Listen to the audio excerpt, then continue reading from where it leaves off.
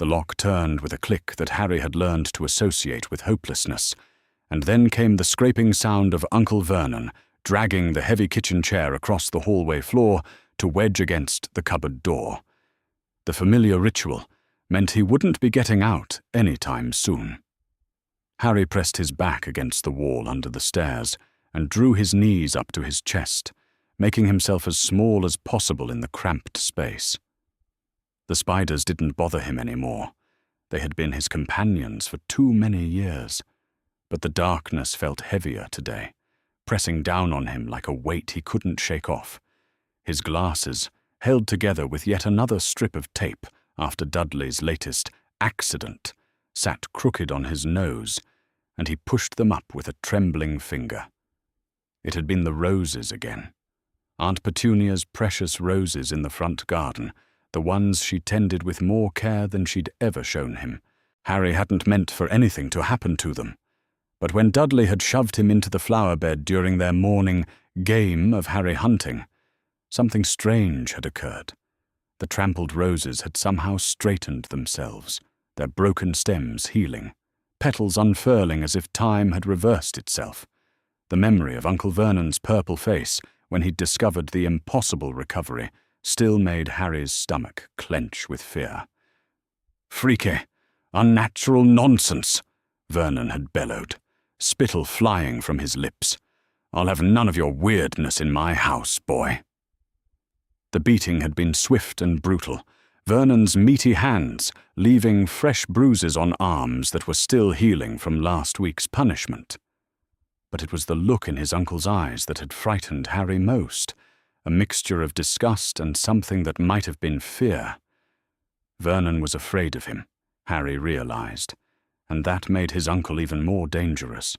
Now, curled up in his cupboard prison, Harry listened to the sounds of the house continuing without him.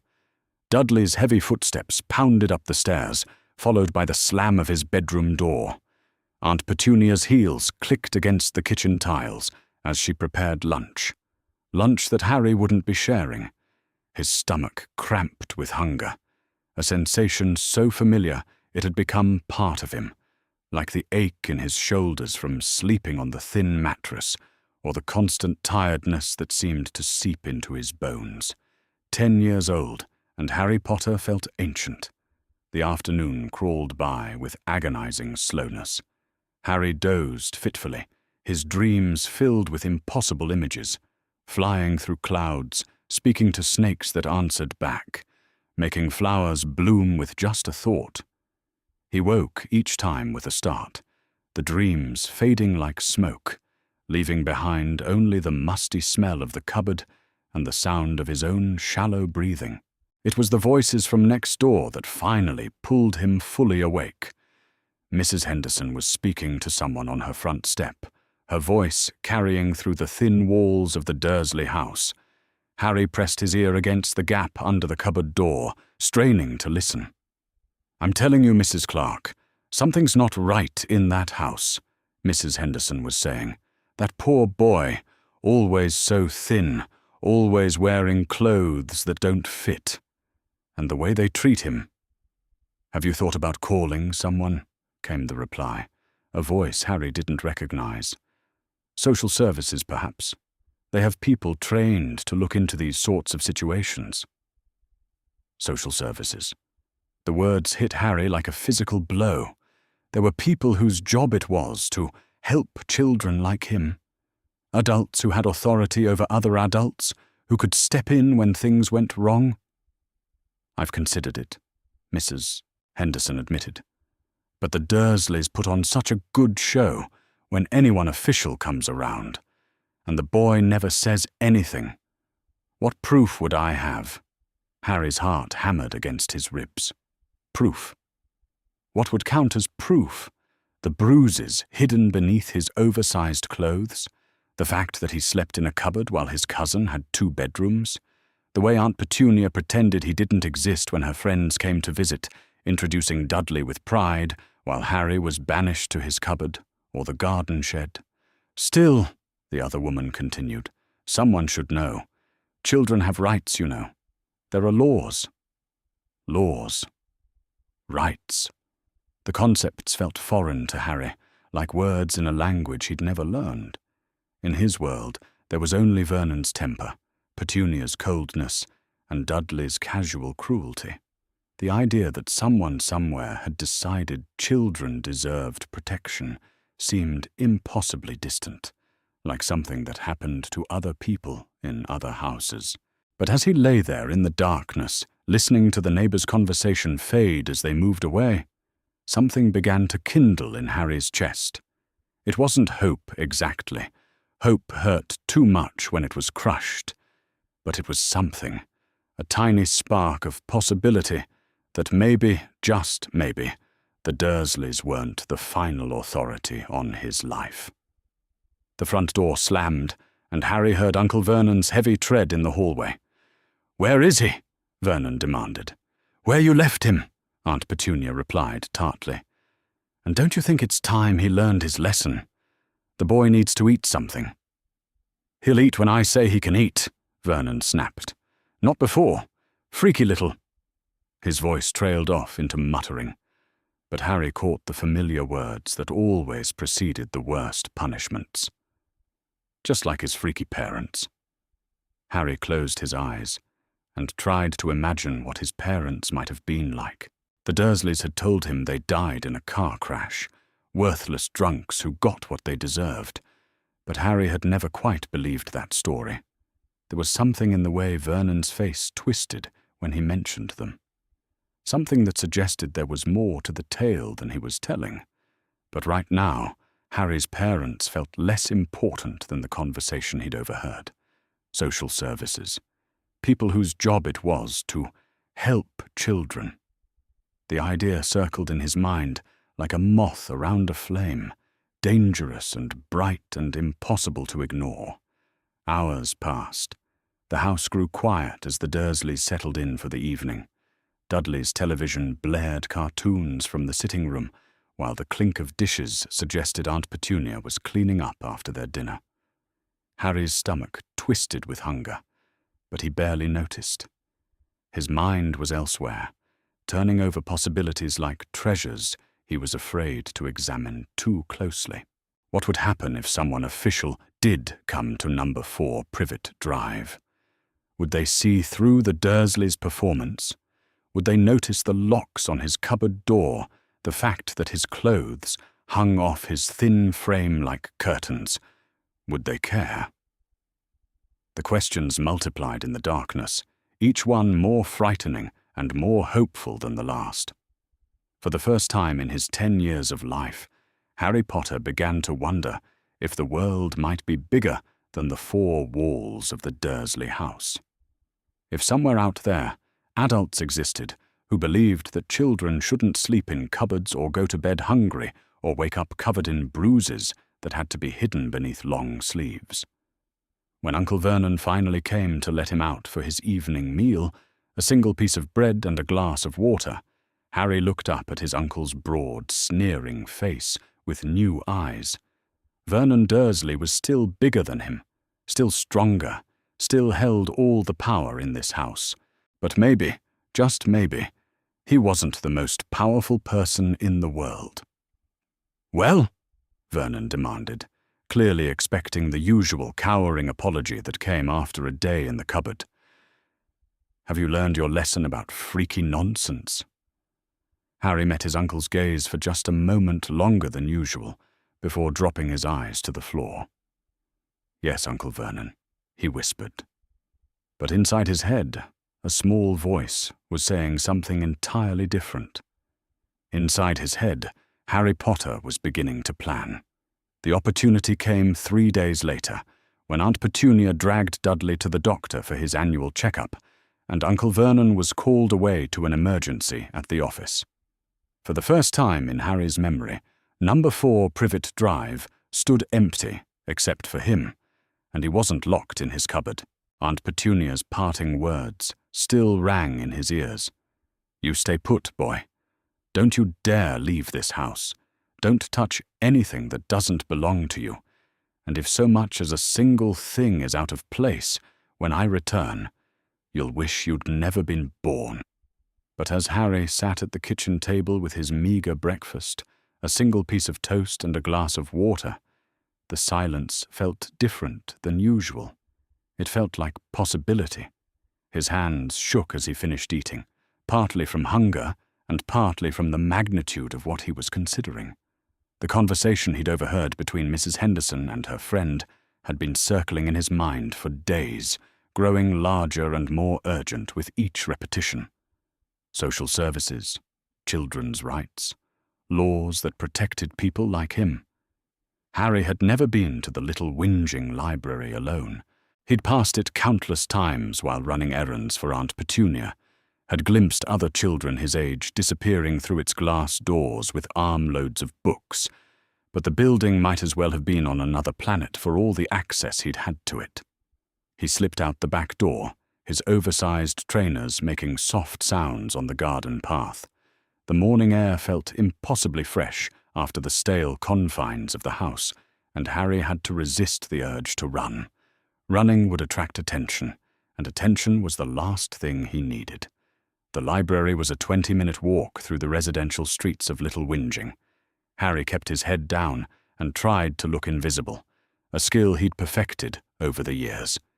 His stomach cramped with hunger and nerves, but he pressed on, driven by something stronger than fear.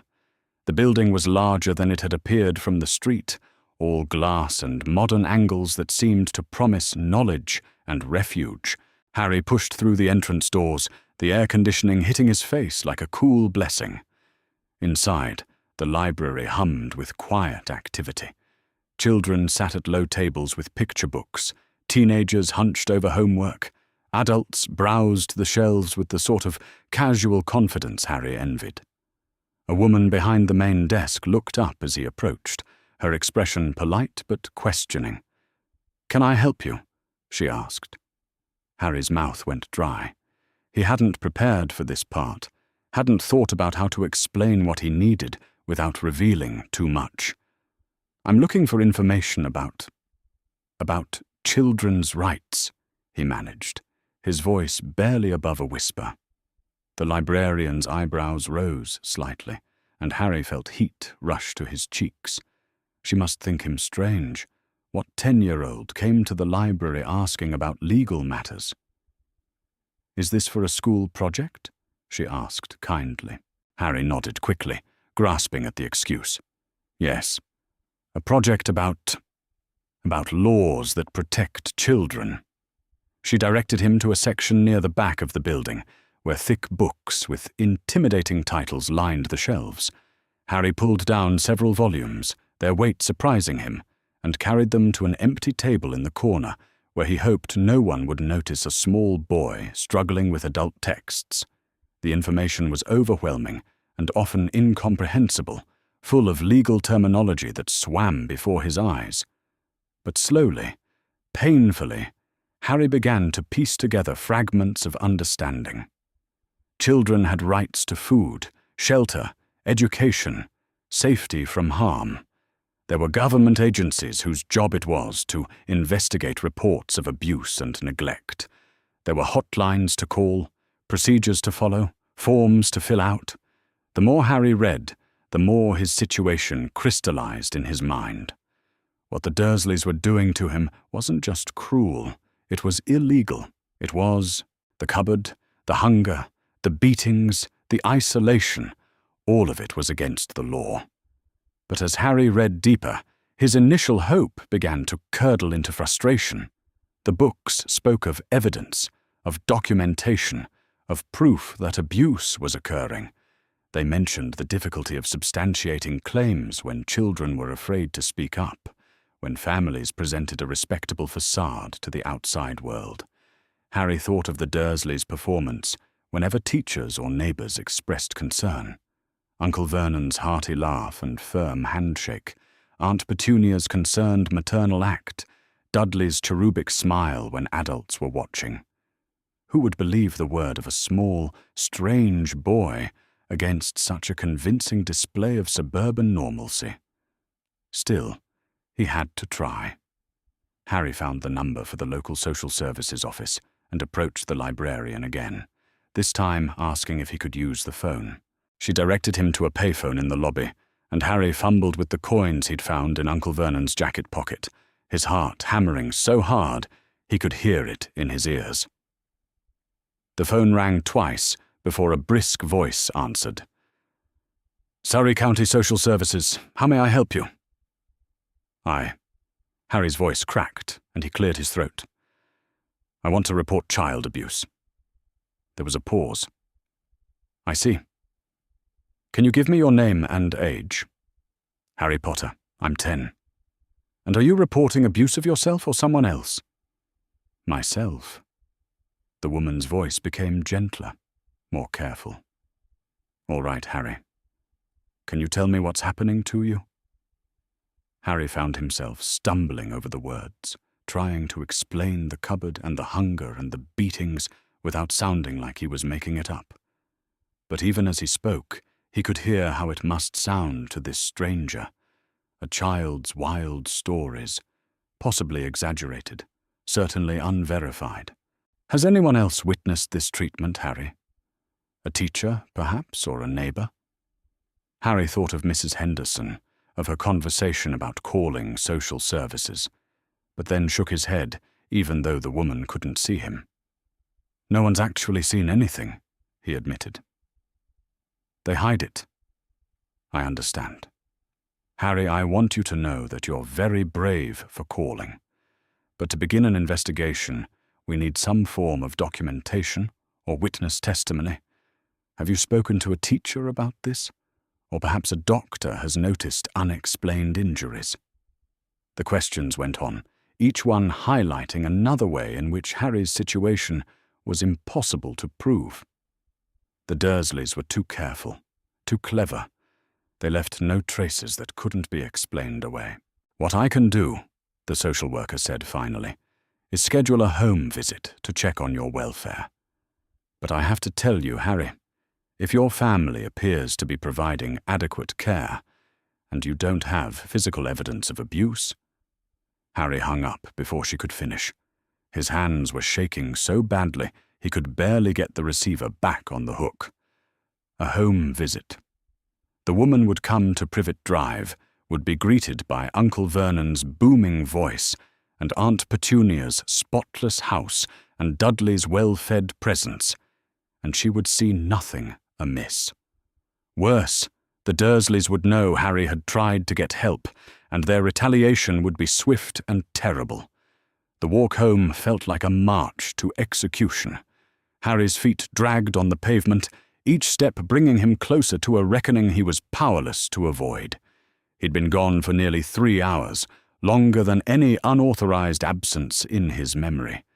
Even if the Dursleys hadn't returned yet, they would notice. Aunt Petunia had an uncanny ability to detect the slightest disruption in her perfectly ordered world. Number 4. Privet Drive looked the same as always. Neat, prosperous, unremarkable. But Harry could see Uncle Vernon's car in the driveway, and knew his brief taste of freedom was over. He slipped through the back door and tried to make it to his cupboard before anyone noticed, but Uncle Vernon's voice boomed from the kitchen before he'd taken 2 steps. "Where have you been?" The roar was so loud it seemed to shake the house. Harry froze in the hallway as Uncle Vernon's massive bulk appeared in the kitchen doorway, his face already turning the dangerous shade of purple that preceded his worst rages. "I asked you a question, boy." Vernon advanced on him, each step making the floorboards creak ominously. "Your aunt specifically told you not to leave this house." "I just went for a walk," Harry whispered, knowing it was useless but unable to stop himself from trying. "I didn't break anything or—" The backhanded slap caught him across the face with enough force to send him sprawling. Harry's glasses flew off and skittered across the floor, the sound of grinding plastic telling him they were broken again. "Don't you lie to me!" Vernon bellowed, grabbing Harry by the front of his shirt and hauling him to his feet. "Mrs. Figg saw you at the library, asking questions. What were you doing there? What were you asking about?" Harry's vision blurred, partly from the blow, partly from being unable to see clearly without his glasses. He could make out Aunt Petunia's thin figure hovering in the background, her face a mask of cold disapproval. "Nothing," Harry gasped. "I wasn't—" Another blow, this one to his stomach, doubled him over. Vernon's meaty hand fisted in his hair, jerking his head up. "You were asking about children's rights, weren't you? About social services. Did you think we wouldn't find out? Did you think you could go running to strangers with your lies about this family?" The beating that followed was the worst Harry had ever endured. Vernon's fists seemed to come from everywhere at once, and when the man finally stopped, breathing heavily from exertion, Harry lay curled on the hallway floor, gasping and trying not to move in ways that would make the pain worse. "You ungrateful little freak," Vernon panted. "After everything we've done for you, feeding you and clothing you and putting a roof over your head, this is how you repay us? By trying to get us in trouble with the authorities?" Aunt Petunia finally spoke, her voice sharp and cold. "What if someone comes asking questions, Vernon? What if they send someone to investigate?" Uncle Vernon's expression grew even uglier. "Let them come. We'll show them a respectable family doing their best with a troubled child. A disturbed boy who tells lies for attention, who causes problems wherever he goes." He crouched down next to Harry, his voice dropping to a menacing whisper. "And if you ever try anything like this again, boy, if you ever so much as think about talking to outsiders about this family, I'll make today seem like a birthday party. Do you understand me?" Harry managed a small nod, which seemed to satisfy his uncle. Vernon straightened, brushing off his hands, as if he'd been handling something dirty. "Get him in his cupboard," he told his wife. "No food for 3 days. Maybe that'll teach him to appreciate what he has." As Aunt Petunia roughly shoved Harry into the cramped space under the stairs, her thin fingers digging into his bruised shoulders, Harry caught sight of his broken glasses on the floor. The tape that had held them together had given way completely, leaving the frames in 3 separate pieces. The door slammed shut, followed by the scraping sound of the chair being wedged against it. In the darkness, Harry explored his injuries with careful fingers, cataloguing the damage. A split lip, a swollen eye that was already closing, bruises on his ribs and arms that would be purple by morning. But worse than the physical pain was the crushing weight of his failure. He'd tried to reach beyond the walls of Privet Drive for help, and all he'd accomplished was making his situation worse. The system that was supposed to protect children like him had proven as unreachable as the stars. Social services wanted evidence he couldn't provide, witnesses who didn't exist, proof that the Dursleys were too clever to leave behind. As Harry lay in the spider-filled darkness, his body aching and his stomach cramping with hunger, despair settled over him like a suffocating blanket. He was trapped here, completely and utterly trapped, and no one was coming to save him. For the first time since overhearing Mrs. Henderson's conversation, Harry Potter began to cry. Harry had been out of the cupboard for exactly 4 hours when he found the letter. His body still ached from Uncle Vernon's fists, and the bruises on his ribs sent sharp stabs of pain through him every time he moved. But Aunt Petunia had decided the floors needed scrubbing, and Harry was the obvious choice for the task. He was on his hands and knees in the front hallway, working around the base of the coat rack, when his fingers brushed against something that had slipped through the mail slot and become wedged behind the heavy oak furniture. A single envelope, cream-coloured and expensive-looking, with elegant script across the front. Harry's first instinct was to call out to Aunt Petunia, but something made him pause. The envelope was addressed to H. Potter, not the Dursleys or resident, like most of the mail that came to number 4 Privet Drive. H. Potter could mean him, couldn't it? Harry James Potter. Though why anyone would write to him was beyond his understanding. He glanced toward the kitchen, where he could hear Aunt Petunia clattering around, then carefully worked the envelope free and tucked it inside his oversized shirt. His heart hammered against his ribs as he returned to scrubbing, trying to act natural, while his mind raced with questions. It wasn't until late that evening, when the Dursleys had settled down to watch television and Harry had been dismissed to his cupboard, that he dared to examine his discovery.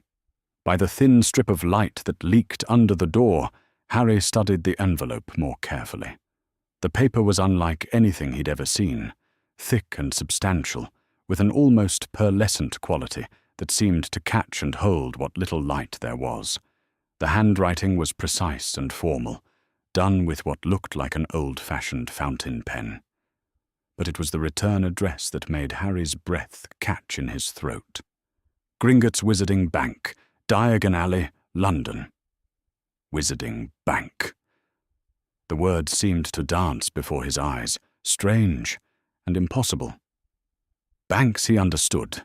Aunt Petunia had dragged him to the local Barclays enough times while she conducted her business. But what was a wizarding bank? And why would such a place be writing to him? Harry's fingers trembled as he carefully opened the envelope, trying not to tear the expensive paper. Inside was a single sheet of parchment, actual parchment, not paper, covered in the same elegant script. Dear Mr. H. Potter, our records indicate that you are approaching your 11th birthday and may soon require access to the Potter family vault for educational expenses. As the sole heir to vault number 687, you are entitled to withdraw funds as needed for your schooling. Please present this letter and suitable identification to any Gringotts teller to arrange access to your inheritance. We have been honored to serve the Potter family for many generations and look forward to continuing that relationship. Yours in service, Gornock Senior Account Manager, Gringotts Wizarding Bank. Harry read the letter 3 times before the words began to make sense, and even then, they seemed to rearrange themselves into impossibility every time he blinked. Potter family vault, inheritance, educational expenses. The concepts were so far outside his experience that his mind struggled to process them. He had money. Somewhere in London, in a bank with an impossible name, there was money that belonged to him. Money left by parents he'd been told died worthless and drunk, leaving nothing behind but the burden of an unwanted child. The Dursleys had lied to him. The realization hit Harry like a physical blow, stealing what little breath his bruised ribs had allowed him. Everything they'd told him about his parents, about his circumstances, about why he had to be grateful for their grudging care, all of it had been a lie. Harry spent the rest of the night staring at the letter, turning it over and over in his hands, as if it might reveal more secrets. By morning, he had made a decision that terrified and thrilled him in equal measure. He was going to London. He was going to find this Gringotts Wizarding Bank and discover the truth about his inheritance. The opportunity came 2 days later, when Uncle Vernon left early for a business meeting in the city, and Aunt Petunia took Dudley to visit her sister in the next town. They would be gone for the entire day, and Harry had been left with strict instructions to weed the garden and clean the garage. Instead, he waited until their car disappeared around the corner, then crept upstairs to raid Dudley's piggy bank. His cousin's collection of pocket money and birthday gifts yielded nearly £20. More than enough for a train ticket to London and back, Harry hoped. He folded the Gringotts letter carefully and tucked it into his pocket, alongside the money, then slipped out of the house before his nerve could fail him. The journey to London was a series of small terrors and revelations. Harry had never taken the train alone, had never navigated the underground, had never been in a city so vast and overwhelming. But desperation drove him forward, and somehow he found himself standing on the pavement of a busy London street, clutching a piece of paper with Diagon Alley written on it, and no idea where to go next. He asked 3 different people for directions before a woman with a kind face and a slightly bemused expression suggested he try asking at the bookshop around the corner. Diagon Alley, she mused. That's not a name I know, dear, but perhaps they'll have a better street directory. The bookshop was small and cluttered, with the sort of atmosphere that suggested its owner cared more about books than profit. An elderly man behind the counter looked up as Harry entered, his eyes immediately focusing on the lightning bolt scar that cut across Harry's forehead. "Well, well," the man said softly, his expression shifting from mild curiosity to something approaching awe. "You wouldn't happen to be looking for somewhere unusual, would you, young man?"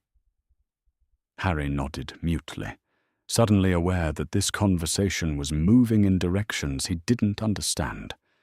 The man studied him for a long moment, then reached under the counter and withdrew what looked like a perfectly ordinary pen. "Tap the brick wall behind the shop," he said simply. "Third brick up, 2 across from the trash bin. Count them carefully." Harry stared at the man, certain he was the victim of some elaborate joke, but the shopkeeper's expression was deadly serious. With nothing to lose and everything to gain, Harry made his way around to the alley behind the building and found the brick wall the man had described. He felt ridiculous standing there with a pen raised toward a perfectly ordinary brick wall, but he tapped where the man had instructed. The brick he touched gave slightly under pressure, like a button, and for a moment nothing happened. Then the wall began to move. Harry stumbled backward as bricks folded in on themselves, rearranging with grinding, scraping sounds into an archway that revealed a street beyond. A street that couldn't possibly exist, filled with people in robes and pointy hats, lined with shops that seemed to lean in impossible directions, humming with an energy that made Harry's skin tingle. He stood frozen on the threshold, his rational mind insisting that none of this could be real, while his eyes provided undeniable proof to the contrary. Slowly, carefully, as if the vision might shatter if he moved too quickly, Harry stepped through the archway. The sounds and smells hit him immediately. Unfamiliar spices, crackling energy, conversations in languages that might not have been languages at all.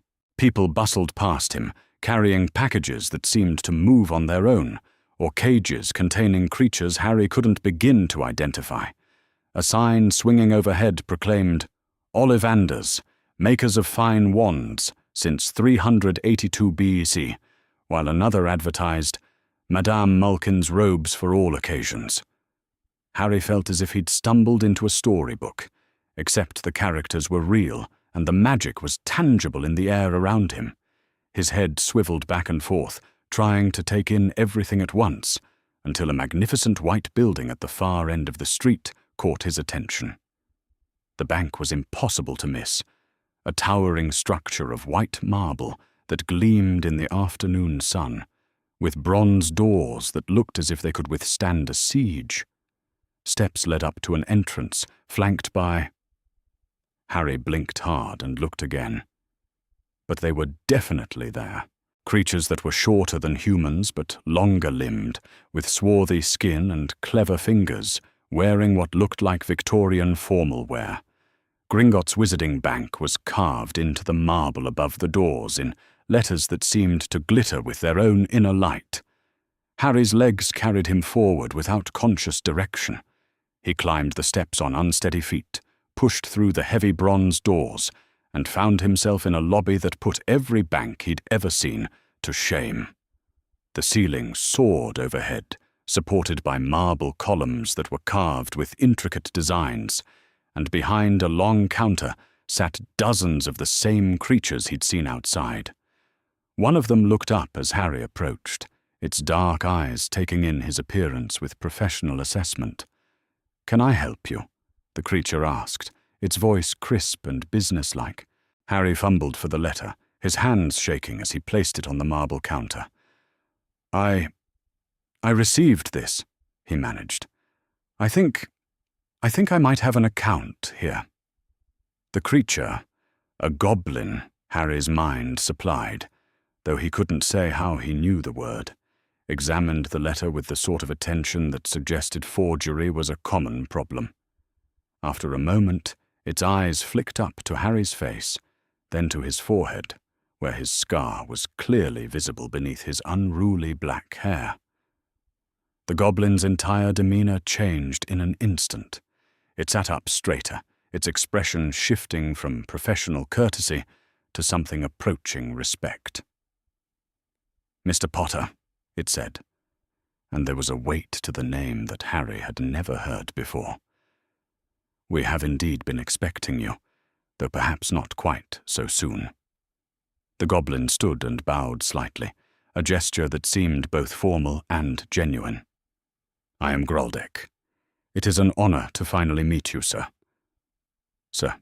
Harry Potter, who slept in a cupboard and wore his cousin's cast-off clothes, was being called sir by a bank employee in a building that defied every law of physics he'd ever learned. "The Potter Vault has been waiting for your visit," Graldeck continued, producing a ledger from somewhere behind the counter. "Your parents established it well before your birth, and it has been growing under our care ever since. Would you like to arrange access to your inheritance today?" Harry could only nod, struck speechless by the unreality of the situation. He had an inheritance. His parents had left him money. He wasn't the worthless burden the Dursleys had convinced him he was. He was someone important enough that creatures in a magical bank treated him with respect. "Excellent," Graldeck said, making notations in the ledger with a quill that seemed to move independently of his hand. "Now then, Mr. Potter, before we proceed to your vault, there are some matters we should discuss regarding your circumstances. Our records indicate you should be living with your magical guardian, not with relatives who are—" The goblin paused delicately. "Unfamiliar with our world." "Magical guardian?" Harry asked, the words coming out as barely a whisper. Graldeck's expression grew troubled. "Indeed. Every magical child who loses their parents is assigned a guardian from within our community. Someone who can ensure they receive proper education and treatment. The fact that you're here alone, and in such—" The goblin's eyes took in Harry's too thin frame and the fading bruises on his face. "Such obvious distress suggests that something has gone very wrong indeed." The world tilted around Harry as the implications of the goblin's words sank in. There was supposed to be someone looking after him. Someone who knew about magic, who understood what he was, who could have saved him from years of cupboards and hunger and beatings. Someone had failed to protect him, and that failure had cost him 10 years of his life. "Who?" Harry asked, his voice cracking. "Who was supposed to be my guardian?"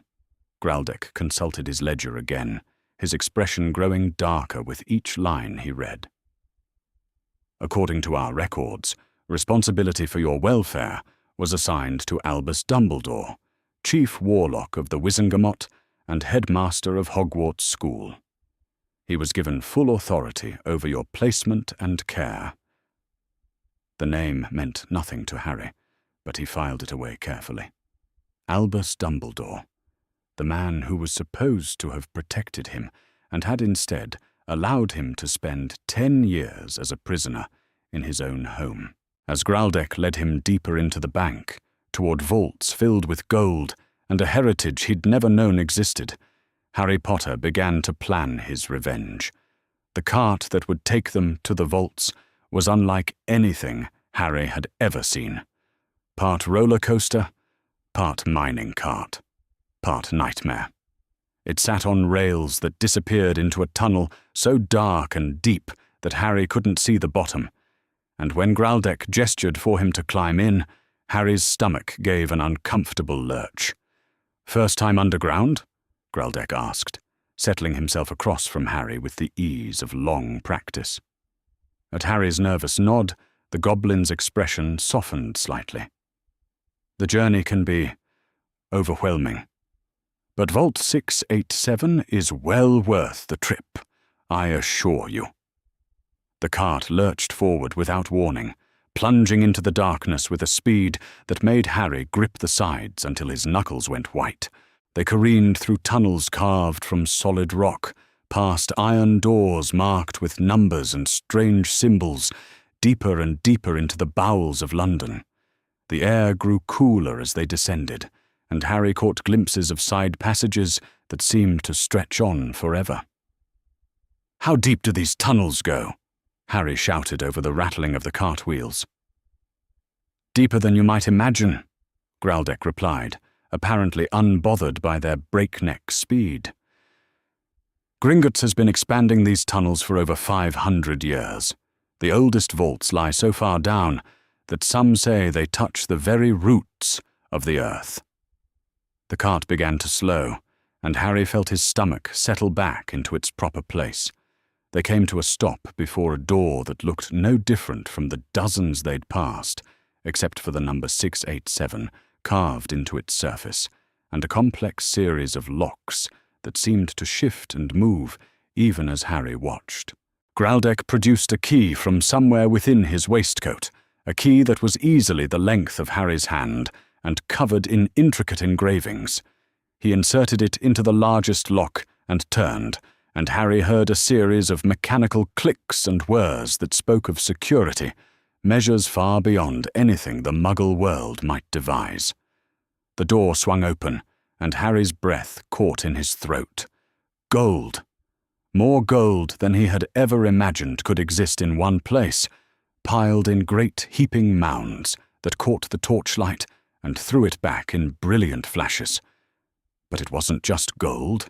There were silver coins by the thousands, copper pieces that gleamed like pennies, and scattered throughout it all, precious stones that sparkled with their own inner fire. "The Potter family vault," Graldeck announced with obvious pride. "One of our oldest and most distinguished accounts. Your parents were very well provided for." Harry stepped into the vault on unsteady legs, his mind struggling to process what he was seeing. The Dursleys had always complained about the cost of keeping him, had made every meal and every piece of clothing seem like an enormous burden on their household budget. But here was enough wealth to buy a dozen houses like number 4 Privet Drive. "This is all mine," he whispered. "Every piece," Graldeck confirmed. "Though I should mention that your parents established certain restrictions. The bulk of the inheritance cannot be touched until you reach your majority, but there are provisions for educational expenses, necessary clothing, and—" The goblin paused, consulting a ledger he'd produced from his coat. "Emergencies relating to your welfare and safety." Harry picked up a handful of the gold coins, letting them run through his fingers like water. Each one was heavy and warm and stamped with symbols he didn't recognize. "What are these called?" "Galleons, sickles, and nuts," Graldeck explained, pointing to the different denominations. "The currency of our world. 1 galleon is worth 17 sickles. 1 sickle is worth 29 nuts. The vault contains approximately—" He consulted his ledger again. 4,312 galleons, plus various investments and properties held in trust. The numbers were meaningless to Harry. He had no frame of reference for what a galleon might buy, but the goblin's tone suggested it was a considerable sum.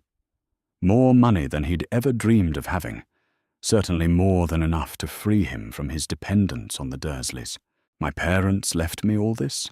Harry asked, still trying to understand. "But the Dursleys told me they died in a car crash, that they were drunks who left me with nothing but trouble." Graldeck's expression darkened considerably. "Your parents were murdered, Mr. Potter. Killed by a dark wizard named Voldemort on the 31st of October, 1981. James Potter died defending his family, and Lily Potter died protecting you specifically. They were heroes, not the worthless drunkards your relatives described." The words hit Harry like physical blows. Murdered. His parents had been murdered, killed while trying to protect him, and the Dursleys had known the truth all along. They'd spent 10 years lying to him, about the most fundamental fact of his existence, painting his parents as failures when they were actually heroes who died for him. Voldemort, Harry repeated, the name feeling strange and terrible on his tongue. What happened to him? Defeated, Graldeck said simply. When he tried to kill you as an infant, something went wrong. His spell backfired, destroying his body and leaving you with nothing but that scar. You're famous in our world, Mr. Potter, known as the boy who lived. Harry's hand went involuntarily to his forehead, to the lightning bolt scar he'd carried for as long as he could remember. Famous. He was famous for surviving something that killed his parents, and he'd spent 10 years locked in a cupboard because the people responsible for his care couldn't be bothered to tell him the truth. The anger that rose in Harry's chest was unlike anything he'd ever felt before. Not the helpless rage of a child being unfairly punished, but the cold, focused fury of someone who had been systematically betrayed and was only now beginning to understand the scope of that betrayal. "Who decided I should live with the Dursleys?" Harry asked, his voice deadly quiet. Graldeck hesitated, and Harry saw something like pity flash across the goblin's features. That would have been Albus Dumbledore's decision. As your magical guardian, he had complete authority over your placement and upbringing. And he knew what they were like? I cannot speak to what Professor Dumbledore knew or suspected, Graldeck said carefully. But I will say that any competent guardian would have made inquiries about your welfare over the years. The Potter Vault has provisions for monitoring your health and education, funds that could have been used to ensure your proper care. To my knowledge, none of those provisions have ever been accessed. In other words, Harry realized, Dumbledore had ignored him completely, had placed him with people who hated him and then forgotten about him entirely, leaving him to suffer for a decade while the resources to help him sat unused in a vault beneath London. "I want to sue him," Harry said suddenly, the words coming out with such conviction that they surprised even him. "I want to take him to court for what he's done to me." Graldeck studied him for a long moment, and Harry saw something like approval in the goblin's dark eyes. "That is a serious decision, Mr. Potter. Legal action against someone of Dumbledore's standing would be complex and difficult. But possible. Oh yes, quite possible. Gringotts maintains a legal department specifically for such matters. Our solicitors are among the finest in the wizarding world, and they have little love for the bureaucrats who've spent centuries trying to regulate our affairs." Graldeck smiled, and it was not an entirely pleasant expression. "In fact, I believe one of our senior partners specializes in cases involving magical guardianship and child welfare." Hope bloomed in Harry's chest like a flower opening in sunlight. He had money, he had allies, and he had a legitimate legal claim against the man who'd condemned him to a childhood of misery and abuse. For the first time in his 10 years of life, Harry Potter felt truly powerful. "I'd like to meet this solicitor," he said firmly. Graldeck nodded approvingly. "I thought you might. Sharptooth Goldclaw has been hoping for a case like this for some time. He has strong opinions about the way magical children are treated by the current system." They left the vault, Graldeck carefully locking it behind them after Harry had filled a small bag with enough gold to last him for months, and rode the terrifying cart back up to the main levels of the bank. But instead of returning to the lobby, Graldeck led Harry through a side corridor, lined with doors bearing brass nameplates. The nameplate on the door Graldeck chose read, "Sharptooth Goldclaw, Senior Partner, Magical Family Law." The goblin who answered their knock was older than Graldeck, with silver hair and the sort of sharp, intelligent eyes that Harry imagined could see through any lie. "Mr. Goldclaw," Graldeck said formally, "allow me to present Harry Potter. Mr. Potter, this is Sharptooth Goldclaw, the finest magical solicitor in Britain." Goldclaw's gaze immediately went to Harry's scar, then travelled down to take in his ill-fitting clothes and the fading bruises still visible on his arms. When their eyes met again, the goblin's expression was thunderous. "Sit down, Mr. Potter," Goldclaw said, his voice carrying the sort of authority that came from years of courtroom victories. "Tell me everything." As Harry began to speak about the cupboard and the hunger and the beatings, about the lies and the isolation and the systematic denial of everything that should have been his by right, he saw Goldclaw taking notes with a quill that moved almost too fast to follow. The goblin asked sharp, pointed questions that helped Harry remember details he'd nearly forgotten, and by the time Harry finished talking, the solicitor's notepad was covered with evidence of a childhood stolen by negligence and cruelty. "This is one of the most egregious cases of magical guardianship failure I've ever encountered," Goldclaw said when Harry had finished. "The fact that Dumbledore placed you with muggles who clearly despised magic would be damning enough, but to never once check on your welfare or access the resources specifically set aside for your care?" The goblin's voice trailed off into a growl that was more animal than human. "Can we win?" Harry asked. Goldclaw's smile was sharp as a knife. "Mr. Potter, when I'm finished with this case, Albus Dumbledore will be lucky to keep his job at Hogwarts, let alone his position as Chief Warlock. We're going to destroy him in court, and then we're going to ensure that no magical child ever suffers as you have suffered." For the first time in his life, Harry Potter smiled with genuine happiness. Justice was coming, and it had very sharp teeth. Sharp-Tooth Goldclaw's office was a study in organized precision. Law books lined the walls from floor to ceiling, their leather spines bearing titles in languages Harry couldn't identify. The desk was enormous and meticulously arranged, with stacks of parchment sorted by height and importance, quills arranged in perfect formation, and a set of scales that appeared to be made of genuine silver.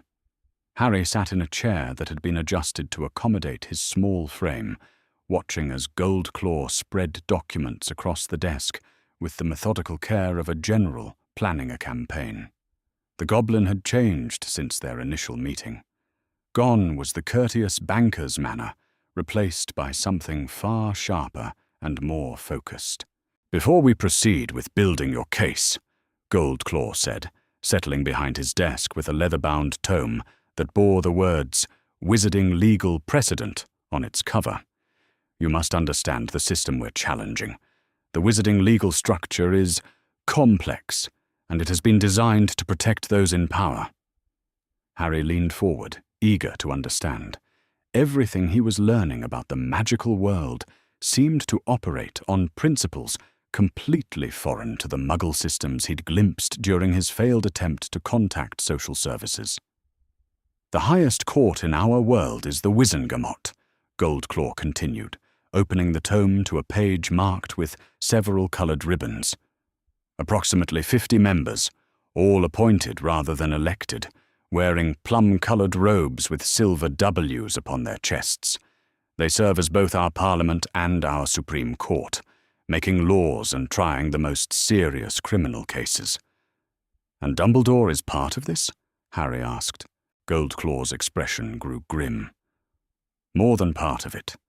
Albus Dumbledore holds the position of Chief Warlock, essentially the head judge of the Wizengamot. He presides over trials, influences which cases are heard, and commands enormous respect among his fellow members." The goblin paused, fixing Harry with a penetrating stare. "Do you begin to see the problem?" The implications hit Harry like a cold weight in his stomach. He'd be judging his own case. "Precisely. We are attempting to sue the head judge of our highest court for criminal negligence in his guardianship of you. It presents challenges." Goldclaw turned several pages in the legal tome, revealing charts and diagrams that hurt Harry's eyes to look at. "However, the Wizengamot Charter of Rights does provide certain protections. Any accused party has the right to call witnesses in their defense and to be represented by counsel of their choosing. But if Dumbledore controls the court, he doesn't control it entirely, Goldclaw interrupted, his voice taking on the satisfied tone of a predator who had found weakness in his prey. The Wizengamot operates by majority vote, and there are procedures for recusal when conflicts of interest arise. If we can demonstrate that Dumbledore's position as your guardian creates such a conflict, we can force him to step down from presiding over the case. Harry felt a flicker of hope. And then? Then we face a court that might actually listen to evidence rather than protect their beloved chief warlock. Goldclaw closed the legal tome and reached for another stack of documents. But first, we must build that evidence into something unassailable. Tell me again about your living conditions with the Dursleys, but this time I want details. Dates, if you can remember them, specific incidents, anything that can be corroborated. For the next hour, Harry found himself reliving his childhood in excruciating detail. Goldclaw took notes with the precision of a court scribe, occasionally stopping to ask clarifying questions that made Harry remember things he'd tried to forget. The cupboard under the stairs. How long had he slept there? The restricted diet. How many meals had he missed as punishment? The physical abuse. Could he describe the injuries, remember when they'd occurred? The magical community has procedures for monitoring the welfare of orphaned children, Goldclaw explained, as he compiled Harry's testimony into neat categories. Quarterly health assessments, educational evaluations, home inspections to ensure proper care. According to the Potter Vault records, funds were specifically allocated for these monitoring procedures. Harry watched as the goblin spread financial documents across the desk, records showing money set aside for his care that had never been touched, provisions for emergency interventions that had never been activated, educational trusts that had grown for years without being accessed. "He never checked on me at all," Harry said, the words coming out flat and hollow. It wasn't a question. The evidence was right there in black and white, year after year of neglect documented in unused funds and unactivated safeguards. "Worse than that," Goldclaw replied grimly. "According to these records, there were reports, anonymous tips about your welfare that triggered the monitoring protocols. Someone, multiple someones actually, tried to alert the authorities about your situation." The goblin produced another set of documents, these bearing official seals and formal letterhead. Notice of concern filed in November 1982. Status: referred to Guardian for investigation. Guardian response: none on file. Notice of concern filed in March 1984. Status: referred to Guardian for investigation. Guardian response: none on file. Goldclaw's voice grew colder with each entry. 7 separate reports over 9 years, Mr. Potter. 7 opportunities for Dumbledore to fulfill his duties as your guardian, and 7 times he chose to ignore them entirely. Harry stared at the documents, his mind struggling to process what he was seeing. 7 times someone had tried to help him. 7 times the system had worked exactly as it was supposed to, except for the one man who was supposed to protect him. "Who filed the reports?" Harry asked. Goldclaw consulted another document. "Most are listed as anonymous, but there's one here from..." He paused, checking the signature. "Deputy Headmistress Minerva McGonagall of Hogwarts School. Filed in December 1981, just 1 month after your placement with the Dursleys." "What did she say?" Goldclaw's smile was sharp as a blade. She said, and I quote, "I observed the prospective guardians for an entire day prior to the child's placement and found them to be wholly unsuitable for the care of any child, magical or otherwise. They demonstrated open hostility toward magic and magical people, neglected their own child in favor of material possessions, and showed clear signs of the sort of small-minded cruelty that delights in the suffering of those they perceive as different. I strongly object to this placement and request an immediate review of alternative options." Harry felt something crack open in his chest. Not quite hope, but something close to it. Someone had tried to save him. Someone with knowledge and authority had seen what the Dursleys were like and had fought for him. "She tried to stop it," he whispered. Indeed. And when her formal objection was ignored, she filed monitoring reports. 3 of those 7 notices of concern bear her name. Goldclaw gathered the documents into a neat stack. "Professor McGonagall will make an excellent witness for our case. Her testimony alone could be devastating to Dumbledore's defense." Harry's mind was spinning with the implications of what he'd learned. The system hadn't failed him. One man had failed the system, had used his position and authority to ignore every safeguard designed to protect children like him. And there was proof. Mountains of it. "What happens next?" Harry asked. "Next, we prepare formal charges," Goldclaw replied, already reaching for a fresh quill and a sheet of official-looking parchment. "Criminal negligence in the performance of magical guardianship duties, willful endangerment of a minor, misappropriation of funds allocated for child welfare, and abuse of office." The goblin began writing in the flowing script that seemed to be standard for all legal documents. "We'll also be requesting a full accounting of his actions as your guardian, including an explanation for why he never once accessed the funds set aside for your monitoring and care."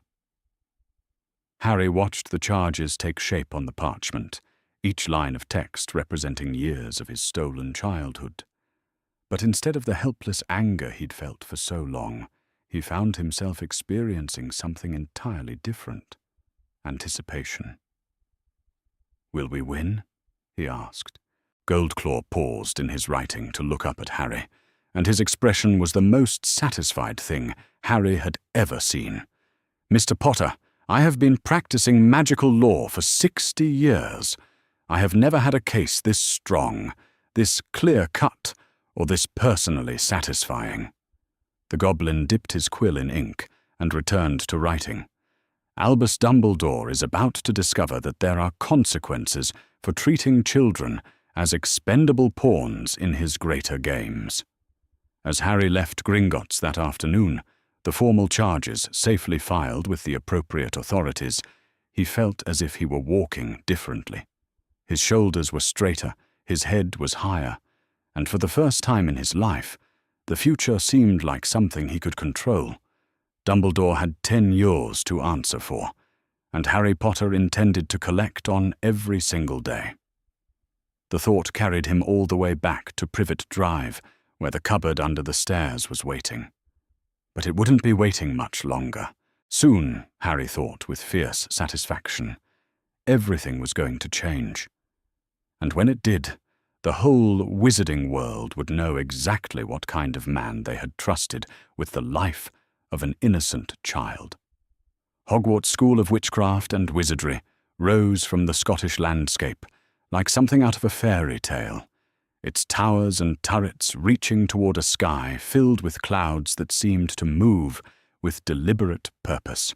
Harry pressed his face to the window of the carriage that had met them at the village station, his breath fogging the glass as he tried to take in everything at once. "Impressive, isn't it?" Sharptooth Goldclaw observed from the seat across from him. The Goblin Solicitor had been unusually quiet during their journey from London, reviewing his notes and preparing for what he'd called the most crucial interviews of the case. "Is this where I would have gone to school?" Harry asked, watching as they passed through gates that seemed to open by themselves. "Eventually, yes.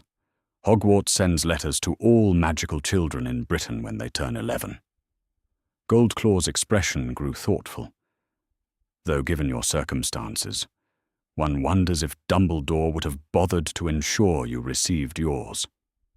The carriage came to a stop before massive oak doors that could have accommodated a giant, and Harry found himself following Goldclaw up stone steps worn smooth by centuries of student feet.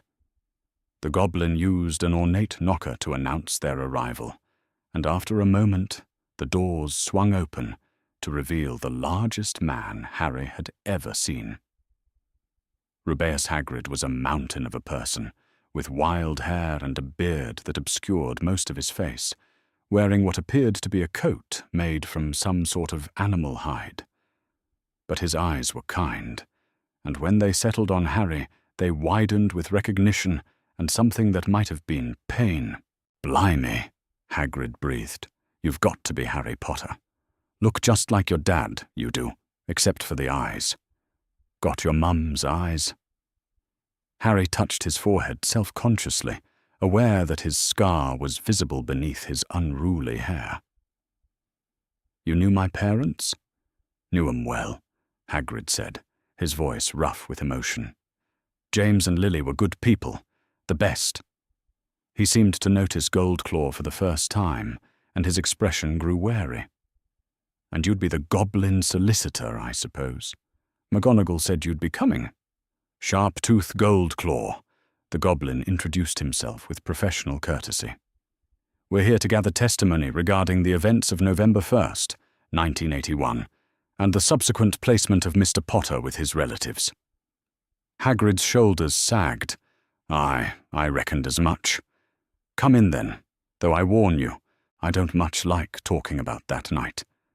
They were led through corridors lined with moving portraits and suits of armor that seemed to track their progress with metallic creaks and whispers. Harry tried not to gape at the wonders around him, the floating candles, the staircases that rearranged themselves, the ghosts that drifted past with polite nods. But it was impossible. This was the world he should have grown up knowing about, the education that should have been his by right. Professor McGonagall was waiting for them in what Hagrid called the Transfiguration classroom, a large room filled with desks and blackboards covered in complex diagrams. She was a stern-looking woman with greying hair pulled back in a tight bun, wearing robes of deep emerald green. When she saw Harry, her composed expression cracked slightly, and Harry caught a glimpse of something like guilt in her eyes. "Mr. Potter," she said formally, rising from behind her desk. "You look, well." It was a polite lie. Harry knew he still bore the signs of his years with the Dursleys, the thinness and bruises that spoke of systematic neglect. "Professor McGonagall," Goldclaw said smoothly, "thank you for agreeing to speak with us. As I mentioned in my correspondence, we're building a case regarding the negligent guardianship of Mr. Potter, and your testimony could be crucial." McGonagall's lips tightened. "I've read your letters, Mr. Goldclaw. While I disagree with Professor Dumbledore's decision regarding Mr. Potter's placement, I want to make it clear that I hold the headmaster in the highest regard." "Of course," Goldclaw replied diplomatically. "We're simply seeking the truth of what happened. Could you tell us about your observations of the Dursley family prior to Mr. Potter's placement?" McGonagall was quiet for a long moment, her eyes fixed on some point beyond Harry's shoulder. When she spoke, her voice was carefully controlled. "I spent the entire day of November first observing the family at number 4 Privet Drive. I watched them through their daily routine, observed their interactions, listened to their conversations." "And what did you observe?" "They were—" McGonagall paused, choosing her words carefully. "The worst sort of muggles imaginable. Vernon Dursley demonstrated a violent hostility toward anything he perceived as different or unusual. His wife showed clear signs of jealousy and resentment toward her sister, Harry's mother. Their own child was spoiled beyond reason while they spoke of magic and magical people with disgust and fear." Harry felt a chill run through him. She had seen it all, had understood exactly what kind of people the Dursleys were, and had tried to warn Dumbledore. Did you express these concerns to Professor Dumbledore? Goldclaw asked. I did. Repeatedly, and in the strongest possible terms. McGonagall's voice grew sharper. I told him that placing Harry with those people would be a disaster. I argued for alternative arrangements. There were other families who could have taken him, wizarding families who understood his heritage. And how did Professor Dumbledore respond? McGonagall's expression grew pained. He said that Harry was safer with his relatives than he would be anywhere in our world. That the blood protection afforded by his mother's sacrifice could only be maintained through his mother's family line. She looked directly at Harry for the first time since beginning her testimony. I'm afraid I failed you, Mr. Potter. I should have done more. What more could you have done? Harry asked quietly. I could have refused to allow the placement to proceed. I could have contacted the Department of Magical Children's Services directly. I could have... McGonagall's voice trailed off. I was a coward, Mr. Potter. I deferred to Professor Dumbledore's authority when I should have fought for you.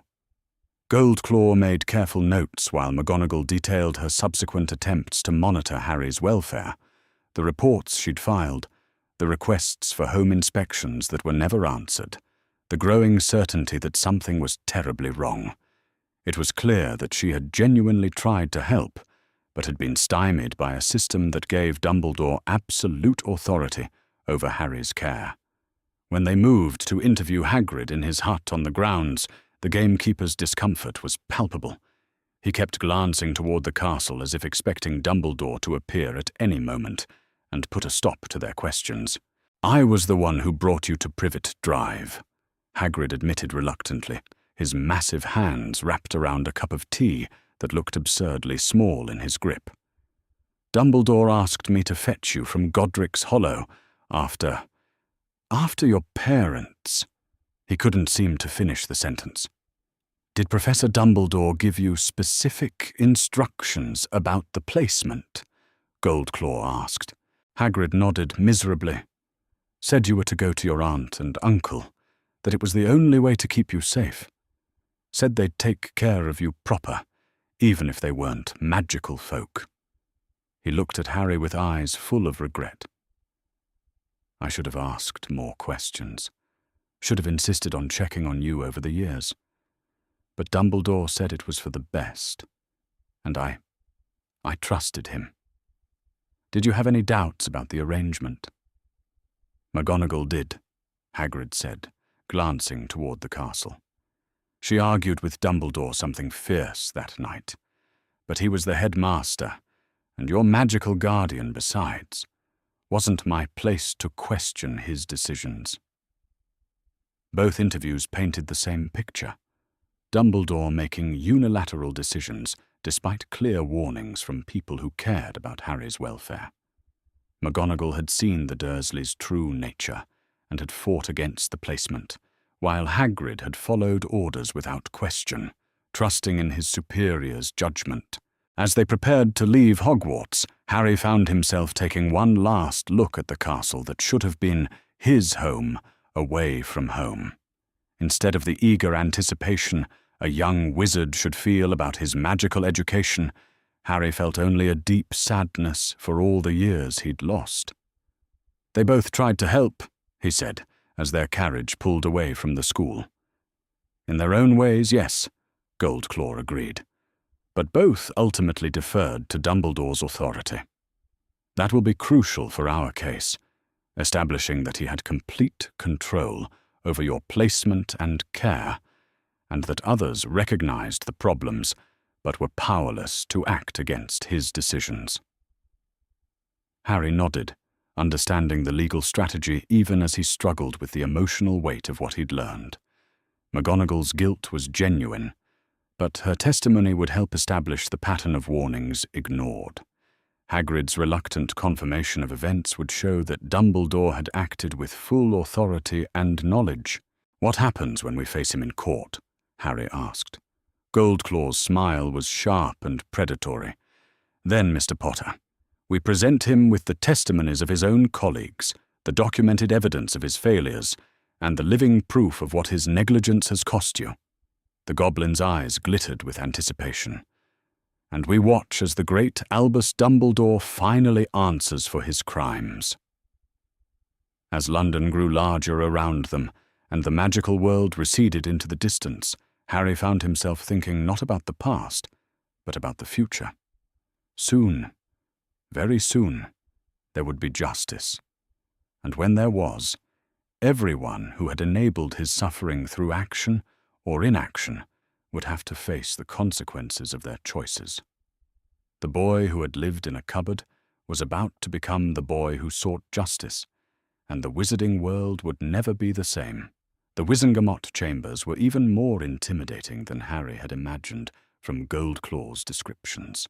The circular room rose in tiers around a central floor, with 50 seats arranged in plum-coloured splendour, each bearing the silver W that marked its occupant as one of the most powerful figures in magical Britain.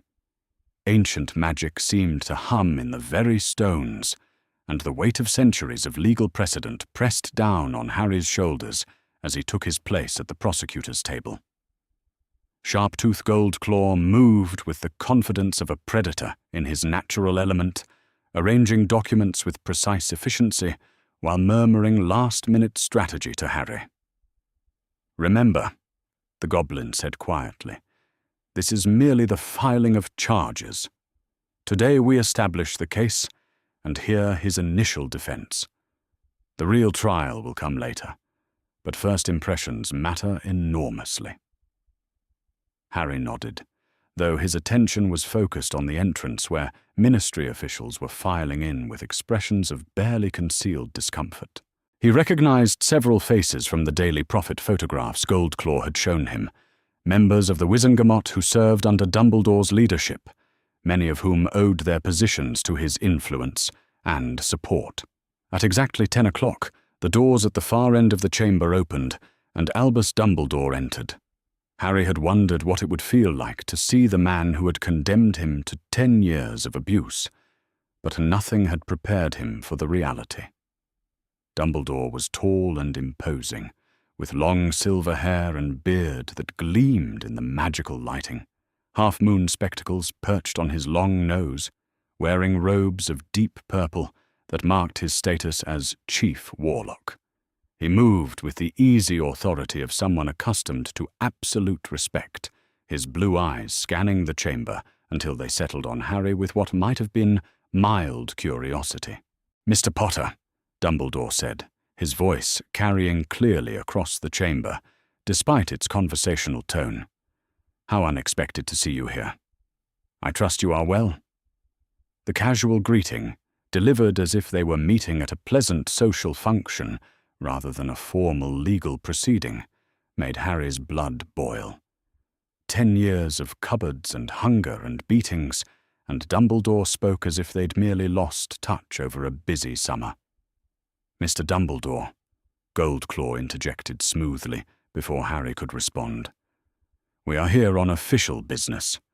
Perhaps you would take your seat so we can proceed with the formal filing of charges." An uncomfortable silence fell over the chamber. Several Wizengamot members shifted in their seats, clearly struggling with the unprecedented situation of their chief warlock being addressed as a defendant rather than a judge. Dumbledore, however, seemed entirely unperturbed.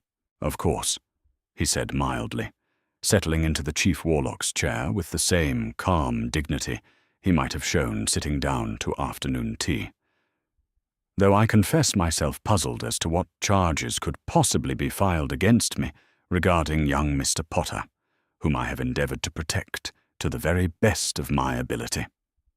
Goldclaw stood and unrolled an official scroll, his voice ringing clearly through the chamber as he read the formal charges. "The Goblin Nation, in representation of Harry James Potter, hereby accuses Albus Percival Wulfric Brian Dumbledore of criminal negligence in the performance of magical guardianship duties, willful endangerment of a minor, misappropriation of funds allocated for child welfare, and gross abuse of office in his capacity as magical guardian. The words seemed to echo in the silence that followed.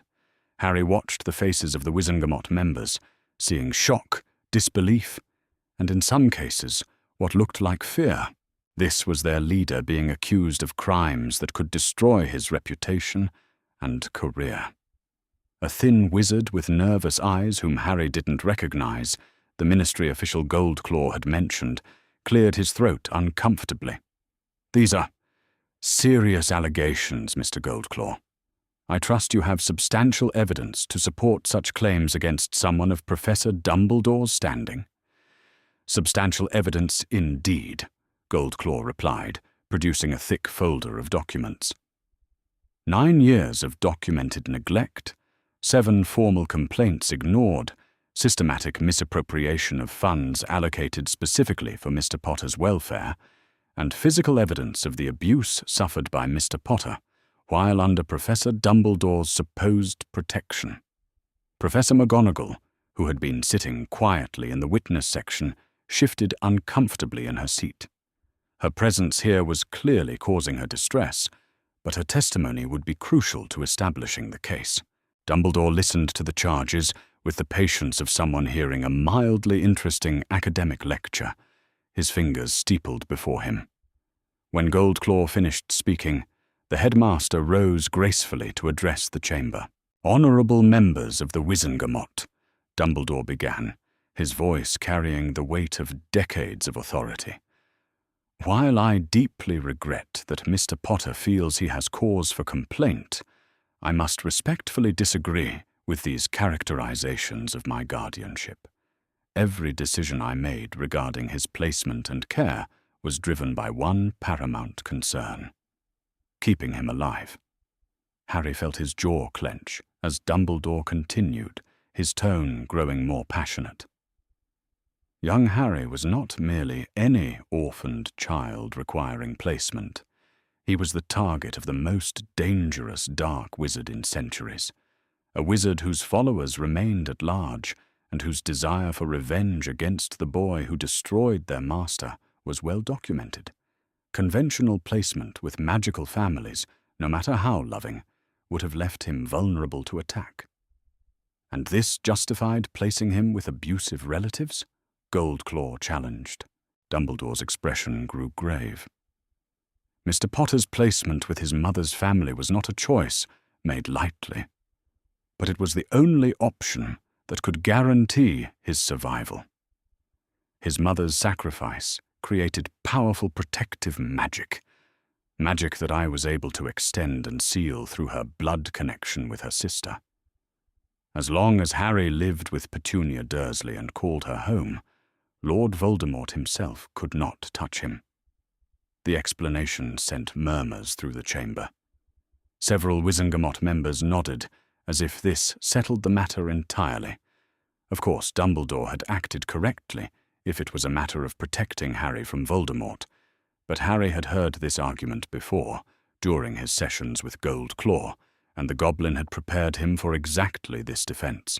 "Professor Dumbledore," Harry said, rising from his chair with a composure that surprised even him, "if this blood protection was so crucial, why did you never check to ensure I was actually being protected? Why did you allow me to be starved and beaten and locked in cupboards when monitoring protocols existed specifically to prevent such abuse?" Dumbledore's expression remained patient, but Harry caught a flicker of something sharper in those blue eyes. "My dear boy, I understand that your experiences were difficult, but surely you can appreciate that some hardship was preferable to death at the hands of Death Eaters." "Some hardship?" Harry's voice rose despite his efforts to remain calm. "I was locked in a cupboard for the first 10 years of my life. I was beaten so regularly that my glasses are held together with tape because of the injuries. I was starved to the point that I'm still smaller than children, years younger than me. And you never once, not once in 9 years, bothered to check if I was actually safe or just technically alive." The chamber was utterly silent now, the weight of Harry's words hanging in the air like an indictment. McGonagall had her hand pressed to her mouth, her eyes bright with unshed tears. "Furthermore," Goldclaw added, producing another set of documents, "our investigation has revealed that the Potter family vault contained specific provisions for monitoring Mr. Potter's welfare, funds allocated precisely for the sort of oversight that would have prevented this abuse. Professor Dumbledore had the resources and the authority to ensure both Mr. Potter's safety from external threats and his protection from internal ones. He chose to ignore both responsibilities." The ministry official looked deeply uncomfortable now, glancing between Dumbledore and the evidence being presented. "Professor Dumbledore, do you have a response to these specific allegations regarding the monitoring protocols?" For the first time since the proceedings began, Dumbledore seemed to hesitate. When he spoke, his voice carried less of its usual confidence. "The situation was complex. I believed that too much interference might compromise the protective magic that was keeping Harry alive. I felt it was better to maintain some distance, rather than risk weakening the safeguards that protected him from far greater dangers." "Greater dangers than systematic child abuse?" Harry asked quietly. The question seemed to hang in the air like a physical presence. Around the chamber, Harry could see Wizengamot members shifting uncomfortably, their certainty in their chief warlock's wisdom beginning to show cracks. Goldclaw sensed the moment and pressed his advantage. "Honourable members, we are not here to dispute that Mr. Potter faced external threats that required protection. We are here because Professor Dumbledore, having assumed the role of magical guardian, systematically failed to fulfill the most basic duties of that position. He placed a child with people he had been warned were unsuitable, ignored multiple reports of abuse, and never once utilized the resources specifically allocated for the child's welfare and oversight." The goblin's voice grew harder, more prosecutorial. "A guardian who allows the child in his care to be abused and neglected while claiming it is for their own good is not a protector. He is an accomplice." Dumbledore's composure finally cracked slightly, his jaw tightening at the word accomplice. "Mr. Goldclaw, I have spent my entire adult life fighting against the forces of darkness that threaten our world. Every decision I made regarding Harry's care was calculated to ensure he would survive to face the challenges that awaited him. Challenges that included being beaten by his uncle, locked in cupboards, starved." Harry's voice was steady now, carrying a weight of authority that seemed strange coming from someone so young. "Or did you simply decide that my suffering was an acceptable price to pay for your peace of mind?" The accusation hit Dumbledore like a physical blow, and for a moment the great wizard looked every one of his 109 years. Around them, the Wizengamot members sat in stunned silence, watching their revered chief warlock struggle to defend actions that, stripped of their noble justifications, looked remarkably like criminal negligence. The ministry official cleared his throat nervously. "Given the unprecedented nature of these charges against the chief warlock, I believe we must proceed with full formal proceedings. Professor Dumbledore, you will of course have the right to full legal representation and to present your own evidence and witnesses." "As you wish," Dumbledore said quietly, some of his usual composure returning. "Though I maintain that every action I took was in Mr. Potter's best interests, as I understood them at the time." As the formal session concluded and the chamber began to empty, Harry found himself face to face with Dumbledore for the first time without the buffer of formal proceedings. The headmaster studied him with those penetrating blue eyes, and Harry felt as if he were being evaluated in ways he couldn't understand. "You have grown strong, Harry," Dumbledore said finally. "Perhaps stronger than I had hoped or intended. I pray that strength serves you well in the trials ahead." Harry met his gaze without flinching. "The trials you could have prevented by actually protecting me instead of just keeping me alive?" Dumbledore's smile was sad and tired. "Perhaps, my boy. Perhaps." He turned and walked away, his purple robes billowing behind him, leaving Harry with more questions than answers, and the certain knowledge that the real battle was only just beginning. As Goldclaw packed away his documents with obvious satisfaction, Harry realized that everything had changed. The boy who had lived in a cupboard was gone, replaced by someone who demanded accountability from the most powerful figures in the magical world. Justice, Harry thought with fierce determination, was finally within reach. Severus Snape entered the Wizengamot chambers like a man walking to his execution, his black robes billowing behind him with each reluctant step. Harry had never seen the potions master before, but there was something about the way he moved. Careful, controlled, as if expecting an attack from any direction, that spoke of a life lived in perpetual wariness. "Professor Snape has been subpoenaed as a witness," Sharptooth Goldclaw explained quietly to Harry as they watched the thin, sallow-skinned wizard take his place in the witness stand. "His testimony will be illuminating regarding the broader patterns of Professor Dumbledore's decision-making."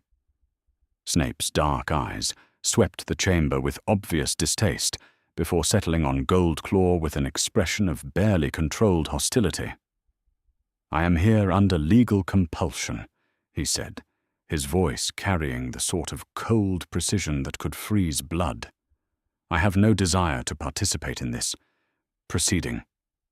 "Nevertheless, Professor Snape," Goldclaw replied with professional courtesy, "your insights into the magical child protection systems, or lack thereof, are relevant to our case. You were yourself a student at Hogwarts during a particularly tumultuous time, were you not?" "I was." The answer came clipped and reluctant. "And during your time as a student, did you observe any instances where Professor Dumbledore made unilateral decisions about student welfare that you considered questionable?" Snape's jaw tightened, and for a moment Harry thought he might refuse to answer. When he finally spoke, his voice was carefully controlled. "Professor Dumbledore has always operated under the belief that his judgment is superior to conventional wisdom.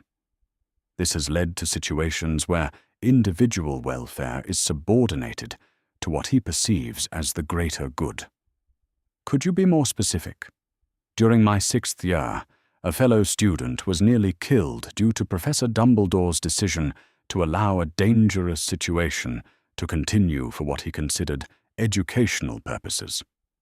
Snape's voice grew colder with each word. "The student survived, but only barely, and only through intervention that Professor Dumbledore had not anticipated." Harry watched, fascinated, as Goldclaw carefully drew out more details. The picture that emerged was of a headmaster who consistently made decisions based on abstract principles rather than immediate student safety, who believed that character was built through adversity, and that his judgment of how much adversity was appropriate was infallible. "Professor Snape," Goldclaw continued, "were you yourself ever subject to Professor Dumbledore's educational philosophy regarding student welfare?"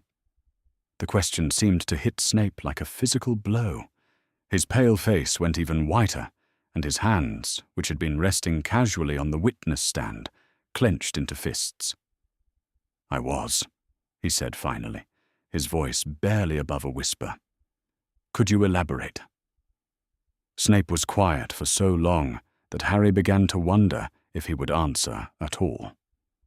When he finally spoke, his words came out haltingly, as if each one cost him something.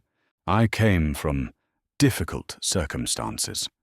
My father was violent, my mother negligent. The situation was known to the school. Teachers are required to report signs of abuse in students. But Professor Dumbledore felt that my character development would benefit from learning to handle such challenges independently. The admission hung in the air like a physical weight. Harry felt something cold settle in his stomach as he realized what Snape was describing. Another child, like him, whose suffering had been deemed acceptable by Dumbledore in service of some greater purpose. Were monitoring protocols in place that could have protected you? Goldclaw asked gently. Yes, the word came out like a curse. There were procedures for removing students from dangerous home situations, counseling programs, even alternate placement options with wizarding families. Professor Dumbledore chose not to activate any of them for my case. On what grounds? Snape's expression twisted into something that might have been a smile if it hadn't been so bitter. He believed that my experiences would make me stronger, that facing adversity without assistance would build the sort of character necessary for the challenges he anticipated I would face as an adult. Harry felt sick. The logic was exactly the same as what Dumbledore had used to justify his own placement with the Dursleys, that suffering was educational, that character was built through hardship, and that Dumbledore's judgment of how much hardship was appropriate was somehow infallible. Professor Snape, Harry said suddenly, his voice cutting through the formal atmosphere of the courtroom. Did it make you stronger? Snape turned to look at Harry directly for the first time, and the expression in his dark eyes was unreadable. It made me harder, he said finally. Whether that constitutes strength is a matter of perspective. Goldclaw consulted his notes and produced another set of documents. Professor Snape, are you aware that similar patterns exist in Professor Dumbledore's handling of other students during your tenure as a teacher? I am. Could you provide examples? Snape hesitated, clearly uncomfortable with revealing more information about his employer and the man who had given him a second chance after his involvement with the Death Eaters. But the legal compulsion of his subpoena left him little choice. There have been several incidents where Professor Dumbledore's preference for indirect guidance has placed students in unnecessary danger. Situations where conventional disciplinary measures or protective interventions would have been more appropriate, but where the headmaster chose to allow events to unfold naturally in the belief that the students would learn more from facing consequences themselves. And these decisions were made unilaterally, without consultation with other faculty or child welfare experts. Professor Dumbledore rarely consults others when he has made up his mind about what he considers best for a student's development.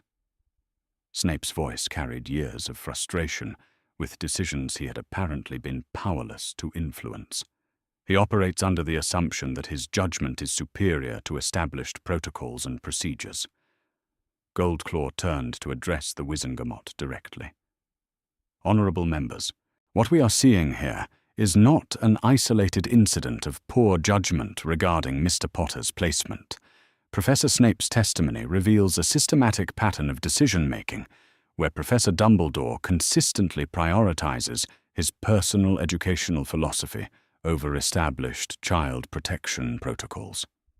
The goblin's voice grew more forceful as he warmed to his argument. Time and again, we see the same pattern. A child in distress, established procedures that could provide protection, and Professor Dumbledore's decision to ignore those procedures in favor of his belief that suffering builds character. Professor Snape himself was subjected to this philosophy. Other students have been endangered by it, and Mr. Potter has spent 10 years living with its consequences. Several Wizengamot members shifted uncomfortably in their seats. The image of their respected chief warlock that was emerging from the testimony was far from the benevolent grandfather figure many had believed him to be. Professor Snape, Goldclaw continued, in your professional opinion, based on your experiences, both as a student and as a teacher under Professor Dumbledore's authority, Do you believe the current child protection protocols at Hogwarts are adequate?" "The protocols themselves are adequate," Snape replied carefully. "The issue is that they are subject to Professor Dumbledore's interpretation and implementation.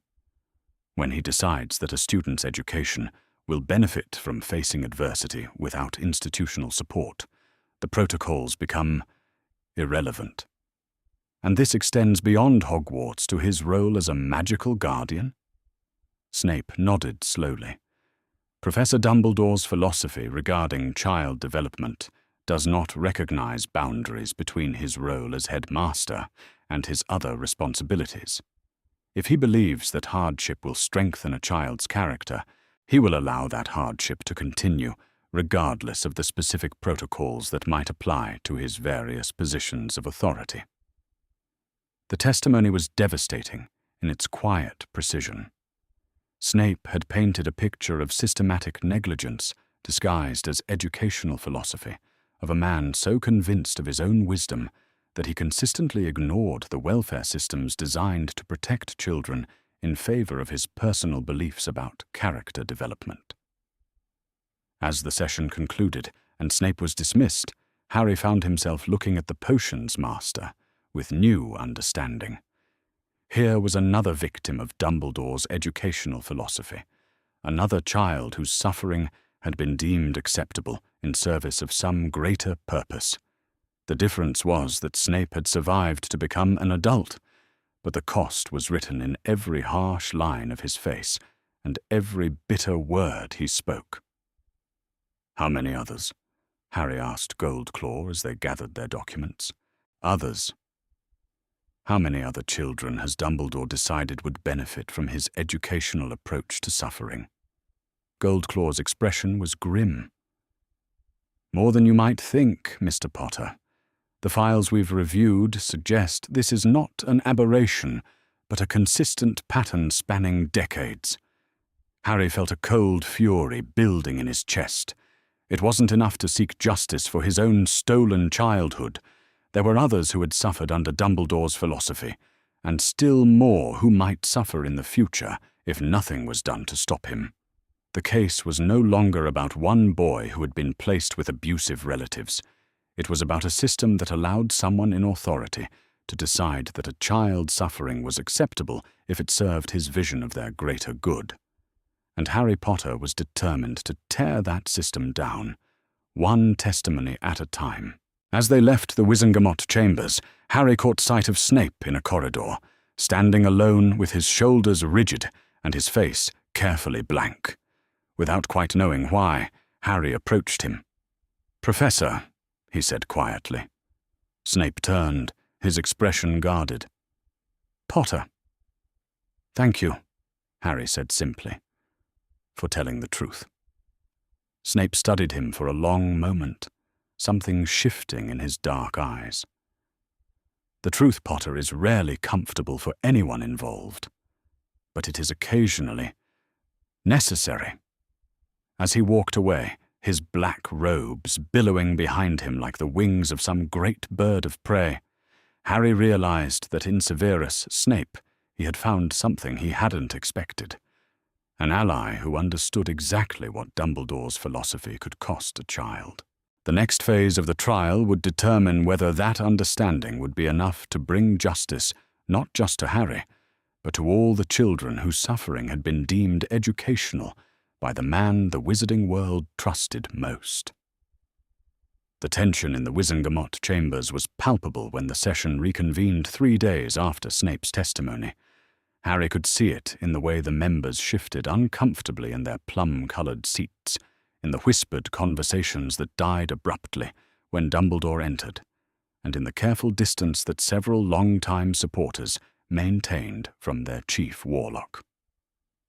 Dumbledore took his place at the head of the chamber with the same calm dignity he had shown throughout the proceedings, but Harry noticed that his usual air of unshakable confidence seemed somewhat diminished. The weight of the testimony against him, McGonagall's documented warnings, Hagrid's reluctant confirmation, Snape's devastating revelations about systemic negligence, had begun to tell even on someone of his considerable composure. Sharptooth Goldclaw had spent the intervening days filing additional motions, and Harry could see the goblin's satisfaction in the way he arranged his documents with particular precision. "Today," Goldclaw had told him that morning, "we force them to confront what they've been trying to avoid, the fundamental impossibility of Professor Dumbledore judging his own case fairly." The senior Wizengamot member who had been serving as Dumbledore's deputy, a stern-faced witch named Griselda Marchbanks, rose to address the chamber. Her voice carried the authority of someone who had served on the council for decades and commanded respect from all factions. "Honorable members," she began, "we are faced with a situation unprecedented in the modern history of the Wizengamot. The evidence presented over the past several sessions has made it clear that we cannot continue with the current procedural arrangement." A murmur ran through the chamber. Several members nodded in agreement, while others looked uncomfortable at the direct challenge to Dumbledore's authority. The conflict of interest inherent in having the accused preside over his own trial has become impossible to ignore, Marchbanks continued. The integrity of our proceedings, and of the Wizengamot itself, demands that we address this matter directly. Dumbledore listened to the criticism of his position with apparent calm, though Harry caught a flicker of something that might have been disappointment in his blue eyes. When Marchbanks finished speaking, the Chief Warlock rose slowly from his seat. "Honourable members," Dumbledore said, his voice carrying across the chamber with its usual quiet authority. "I have spent the past several days in careful consideration of the concerns that have been raised about my position in these proceedings." Harry felt his heart begin to race. After all the evidence, all the testimony, all the careful legal manoeuvring, was Dumbledore finally going to acknowledge what had been obvious from the beginning? "While I maintain that every decision I made regarding Mr. Potter's welfare was driven by genuine concern for his safety and well-being," Dumbledore continued, "I recognize that my dual role as both his magical guardian and the presiding judge of these proceedings creates an appearance of impropriety that undermines public confidence in our judicial process." The admission sent a ripple of shock through the chamber. Even those who had been pushing for Dumbledore's recusal seemed surprised that he was conceding the point voluntarily. "Therefore," Dumbledore said, "in the interests of justice and the integrity of the Wizengamot, I hereby recuse myself from presiding over this case. I shall remain as a defendant, with all the rights pertaining to that position, but I shall no longer serve as Chief Warlock for the duration of these proceedings." The silence that followed was profound. Harry realized he was holding his breath, waiting for the other shoe to drop, for some qualification that would negate what seemed like a complete victory for his case. Marchbanks nodded approvingly. "The Wizengamot accepts your recusal, Professor Dumbledore. In accordance with our established procedures, I shall assume the role of acting Chief Warlock until these proceedings are concluded." As Dumbledore stepped down from the Chief Warlock's chair and took a seat at the defendant's table that had been prepared for him, Harry felt a surge of something he hadn't experienced in years. Hope that the system might actually work in his favor. For the first time since this all began, the proceedings would be overseen by someone who wasn't the person being accused of criminal negligence. Marchbanks settled into the Chief Warlock's chair with the efficiency of someone who had been preparing for this moment. The court will now hear the defendant's formal response to the charges that have been filed against him. Dumbledore rose again, but this time he spoke as a defendant rather than a judge, and the change in perspective was immediately apparent.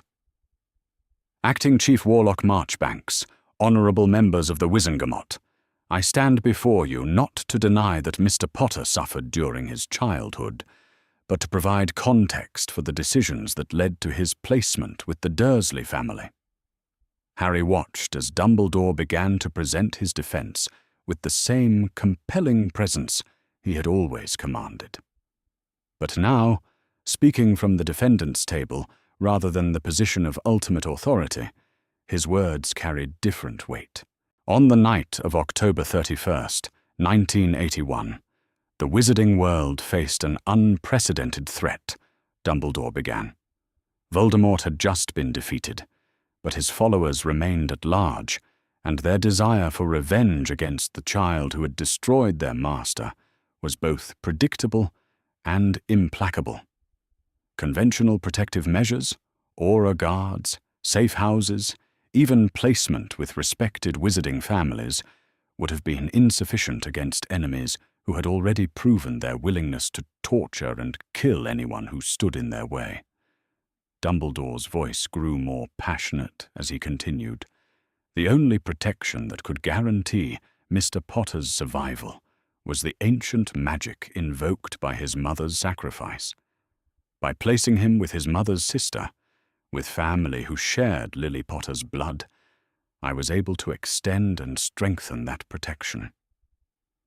As long as Harry lived with Petunia Dursley and could call her home, he was completely safe from Voldemort and his followers. And the cost of that safety? Marchbanks asked quietly. Dumbledore's expression grew pained. I will not pretend that Mr. Potter's childhood was easy or pleasant. The Dursleys were not ideal guardians, and their treatment of him was often harsh and unfair.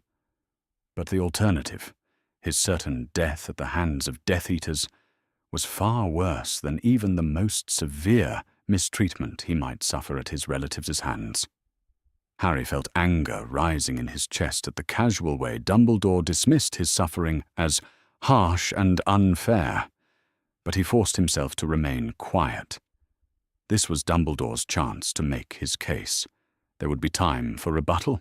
Furthermore, Dumbledore continued, I believed that some adversity would ultimately strengthen Mr. Potter's character. The prophecy that had marked him as Voldemort's equal suggested that he would face unimaginable challenges in the years ahead. A childhood of comfort and ease would have left him unprepared for the trials that awaited him.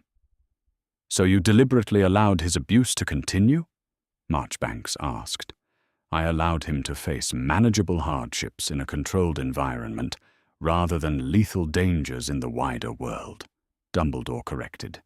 Every child must learn to overcome obstacles and develop resilience. Mr. Potter's circumstances were admittedly more challenging than most, but they were also necessary preparation for the extraordinary role destiny had chosen for him. The defense was exactly what Goldclaw had predicted it would be, an appeal to greater good, to the necessity of sacrifice, to the wisdom of trading temporary suffering for ultimate survival. But hearing it articulated so clearly, Harry realized how fundamentally it missed the point. Professor Dumbledore, Harry said, rising from his seat. May I ask you a question? Marchbanks nodded permission, and Dumbledore inclined his head graciously. Of course, my boy. In all those years when you were making decisions about my welfare, based on prophecies and greater goods and character development, did you ever once consider asking me what I wanted? The question seemed to catch Dumbledore off guard. You were a child. I was a person, Harry interrupted. A person who was being beaten and starved and locked in cupboards while you decided that my suffering was acceptable because it served your vision of my future. Did it ever occur to you that I might have preferred to take my chances with Death Eaters rather than spend 10 years being tortured by people who were supposed to care for me? Dumbledore's composure cracked slightly. Harry, I understand that you're angry. I'm not angry, Harry said quietly. I'm done being angry. I'm here because what you did to me was wrong, regardless of your reasons for doing it. And I'm here to make sure you never have the chance to decide that another child's suffering is acceptable for their own good. The exchange seemed to deflate something in Dumbledore. The great wizard looked suddenly older, more fragile, as if the weight of all his years had finally caught up with him. Marchbanks watched the interaction with careful attention. "Professor Dumbledore, the court appreciates your explanation of your reasoning. However, we must now consider whether that reasoning justifies the documented neglect and abuse that Mr. Potter suffered under your guardianship.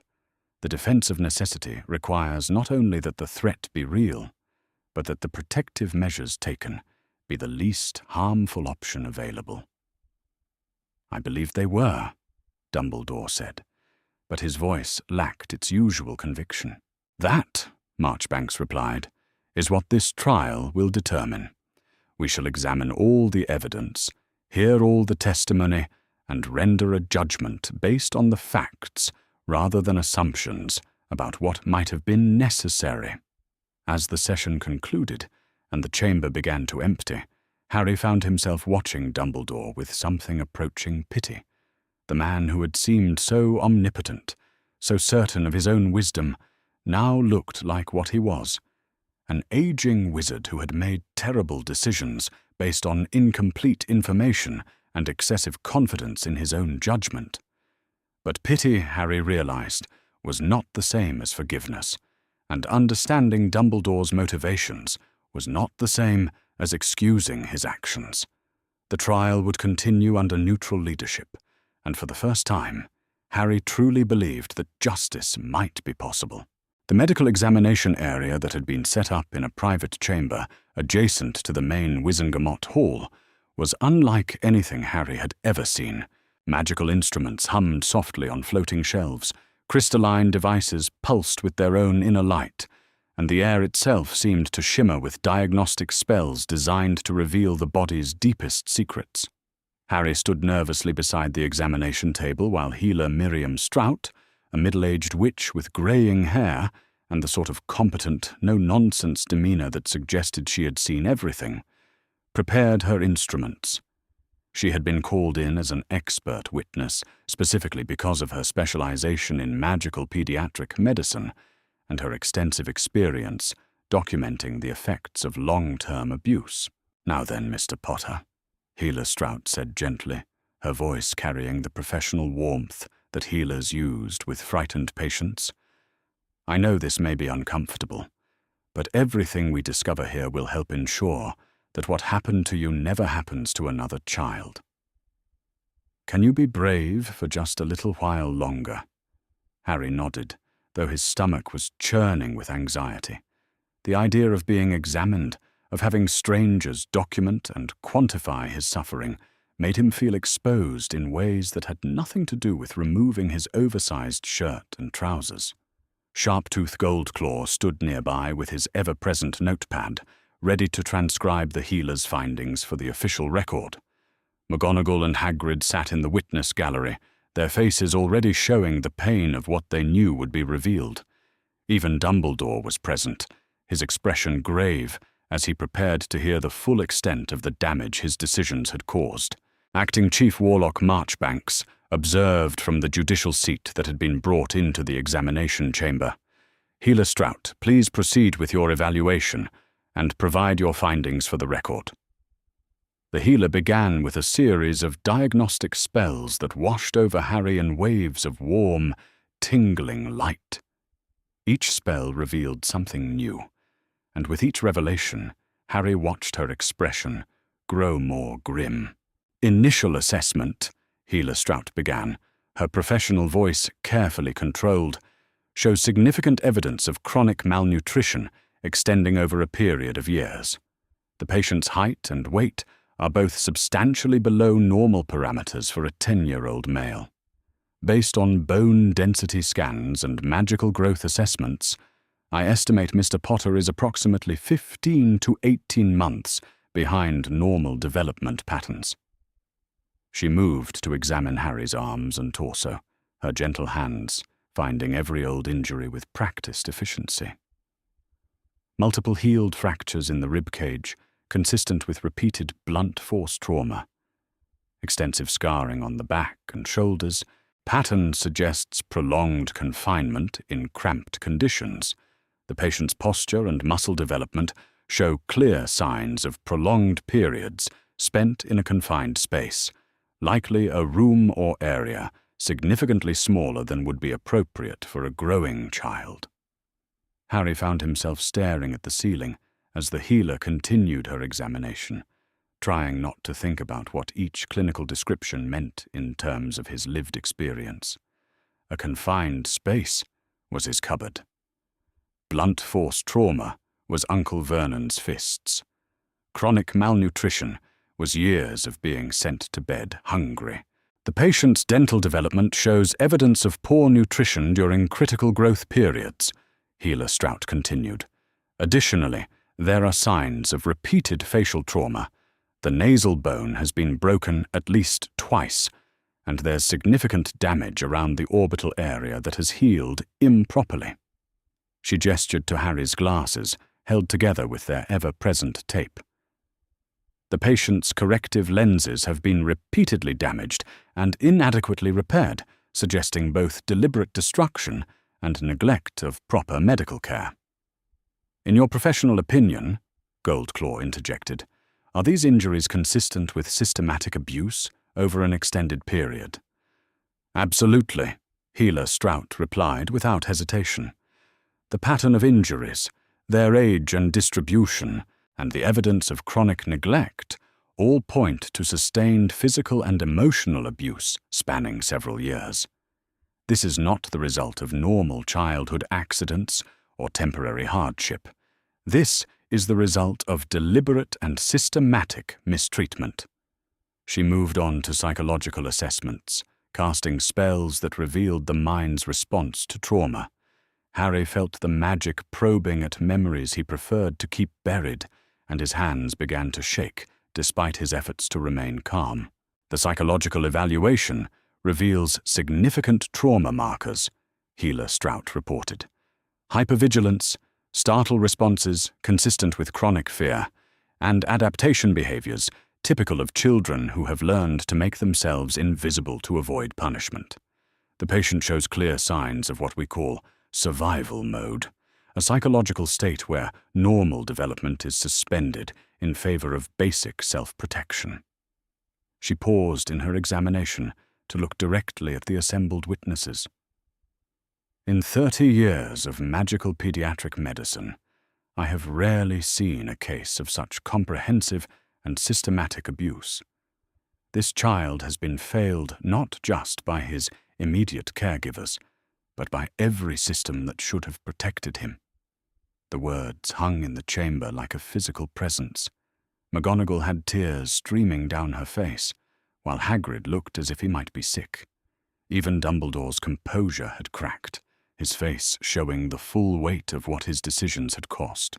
Healer Strout, Acting Chief Warlock Marchbanks said quietly, in your opinion, what would have been the long-term prognosis for Mr. Potter if this situation had continued? The healer's expression grew even more serious.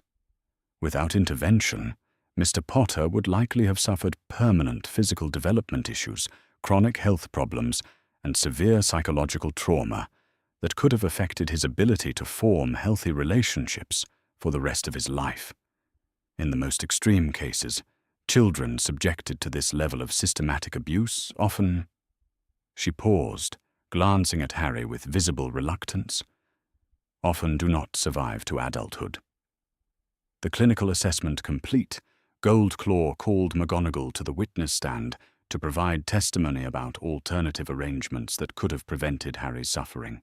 Professor McGonagall, Goldclaw began, you have testified about your objections to Mr. Potter's placement with the Dursleys. Were there alternative guardianship arrangements available at the time? McGonagall wiped her eyes and straightened her shoulders, clearly struggling to maintain her professional composure after witnessing the medical examination. Yes, there were several options. I myself would have been honored to serve as Mr. Potter's guardian. I had the financial resources, the magical knowledge to educate him properly, and the deep respect I held for his parents would have ensured his welfare was my primary concern. Were there other potential guardians? Multiple families in the magical community had expressed interest in caring for Harry, McGonagall replied. The Longbottoms, despite their own circumstances, had offered to take him in. Several of James and Lily's friends had volunteered to care for him. There was no shortage of loving, capable wizarding families who would have provided him with proper care and education. And Professor Dumbledore was aware of these alternatives? He was. I presented him with a list of at least 6 families who had formally requested consideration as Harry's guardians. All were thoroughly vetted. All had the resources and knowledge necessary to care for a magical child, and all were motivated by love and respect for his parents, rather than obligation or duty. Goldclaw consulted his notes. Professor McGonagall, in your professional opinion as Deputy Headmistress, and someone with extensive experience in child welfare within the magical community, would any of these alternative arrangements have provided better care than what Mr. Potter received with the Dursleys? McGonagall's voice grew firm and clear. Any of those families would have provided infinitely better care. Harry would have grown up knowing his heritage, understanding his abilities, surrounded by people who valued him for who he was, rather than resenting him for what he represented. He would have been properly fed, clothed, educated, and most importantly, loved. And yet Professor Dumbledore chose to place him with relatives who had no magical knowledge and demonstrated clear hostility toward the magical world? Yes, McGonagall said quietly. Despite all the alternatives, despite my warnings, despite the obvious unsuitability of the placement, Professor Dumbledore insisted that Harry go to the Dursleys. As the medical testimony and witness statements concluded, Harry found himself looking around the chamber at the faces of the people who had heard the clinical documentation of his suffering. The healer's examination had transformed 10 years of private pain into concrete evidence that no one could dismiss or minimize. Dumbledore sat quietly at the defendant's table, his face showing every one of his 109 years. The weight of the medical evidence seemed to have settled on him like a physical burden, and when his eyes met Harry's across the chamber, there was something in them that might have been regret. But regret, Harry thought, as Healer Strout packed away her instruments, was not the same as accountability, and understanding the harm that had been done was not the same as accepting responsibility for causing it. Mr. Potter, Healer Strout said softly, as the session prepared to conclude, I want you to know that none of what happened to you was your fault. You survived something that would have broken many adults, and the strength you've shown in seeking justice for yourself and other children is remarkable. Harry nodded, though he wasn't sure he felt strong. Mostly he felt tired. Tired of reliving his childhood, tired of having his pain analyzed and documented, tired of fighting for something as basic as acknowledgement that he deserved better than what he had received. But as he looked around the chamber at the faces of people who had finally heard the truth about what Dumbledore's decisions had cost him, Harry realized that the fight was almost over. The evidence was in. The testimony was complete. And soon there would be a verdict that would determine not just his own fate, but the fate of every magical child who might someday need protection from those entrusted with their care. The boy who had lived in a cupboard was about to become the boy who changed the system that had failed him. And that, Harry thought with fierce determination, would make every moment of this painful process worthwhile. The final day of the trial dawned grey and cold, with frost clinging to the windows of the visitor quarters where Harry had spent the night. He had barely slept, his mind turning over everything that had led to this moment. The cupboard under the stairs, the letter hidden in the loose floorboard, the moment Graldeck had first spoken his name in Gringotts. Now, 3 weeks after that first meeting, the wizarding world was about to learn whether justice could truly exist for a child who had been forgotten by those meant to protect him. Goldclaw met him outside the Wizengamot chambers with a grim satisfaction that spoke of a lawyer who knew they had built an unassailable case. The goblin's sharp teeth glinted as he reviewed his notes one final time, each page meticulously organized and cross-referenced. The medical evidence alone would be sufficient to convict in any reasonable court, Goldclaw said, his voice carrying the quiet confidence of someone who had already won. But we have so much more than that. Snape's testimony destroyed any claim that Dumbledore acted in ignorance. The records from Hogwarts prove he knew exactly what was happening and chose to do nothing. The placement documents show he deliberately concealed your circumstances from those who might have intervened. Harry nodded, his stomach churning with a mixture of anticipation and fear. Part of him still couldn't quite believe it was real, that after 10 years of being told he was worthless, unwanted, a burden, the most powerful court in magical Britain was about to declare that he had been wronged. The chambers filled more slowly than they had on previous days. Many of the Wizengamot members entered with grave expressions, the weight of what they were about to decide clearly evident on their faces. Harry noticed that several seats that had been occupied by Dumbledore's traditional allies now sat empty, whether from shame, cowardice, or simple inability to face what was coming. He couldn't say.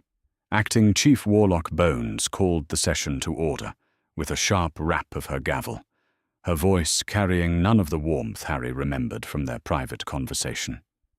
This was Justice speaking now, formal and implacable. "Members of the Wizengamot," she began, "we are gathered today to render verdict in the matter of Potter versus Dumbledore. The charges are negligence in the placement and care of a minor child, willful endangerment of said child, and abuse of authority in his capacity as both Chief Warlock and Guardian Designate." Dumbledore sat in the defendant's chair with his hands folded in his lap, his face serene despite the circumstances. He looked older than Harry remembered, the weight of the past weeks having carved new lines around his eyes, but there was still something unrepentant in his bearing. Even now, Harry realized, the man believed he had been right to sacrifice one child for what he saw as the greater good. "The evidence presented in this case," Bones continued, "has been extensive and deeply troubling. We have heard testimony from multiple witnesses regarding the conditions in which Mr. Potter was kept. We have reviewed magical and medical evidence of sustained physical and emotional abuse. We have examined documentation proving that the defendant was aware of these conditions and chose not to intervene." She paused, her eyes sweeping across the chamber before settling on Dumbledore. "Most damaging of all, we have heard from Professor Severus Snape, whose testimony under Veritaserum revealed that the defendant not only knew of Mr. Potter's suffering, but actively prevented others from taking action to help him.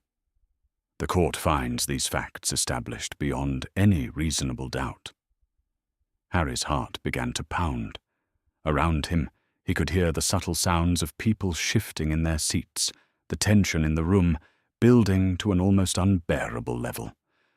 The defendant has argued that his actions were necessary for the greater good, that the protections placed upon Mr. Potter required his suffering. The court categorically rejects this argument. No child's welfare may be sacrificed for theoretical future benefits. No adult's vision of the greater good justifies the deliberate infliction of suffering upon the innocent. Bones's voice grew stronger, more forceful, as she continued. "Furthermore, the court notes that the defendant's claims about these protective measures are unsupported by evidence. No documentation has been provided showing that the blood wards required Mr. Potter to suffer abuse. No testimony has been given by anyone other than the defendant himself regarding their supposed necessity. Indeed, the evidence suggests that these protections could have functioned just as well had Mr. Potter been properly cared for and loved. From his seat beside Goldclaw, Harry watched Dumbledore's face.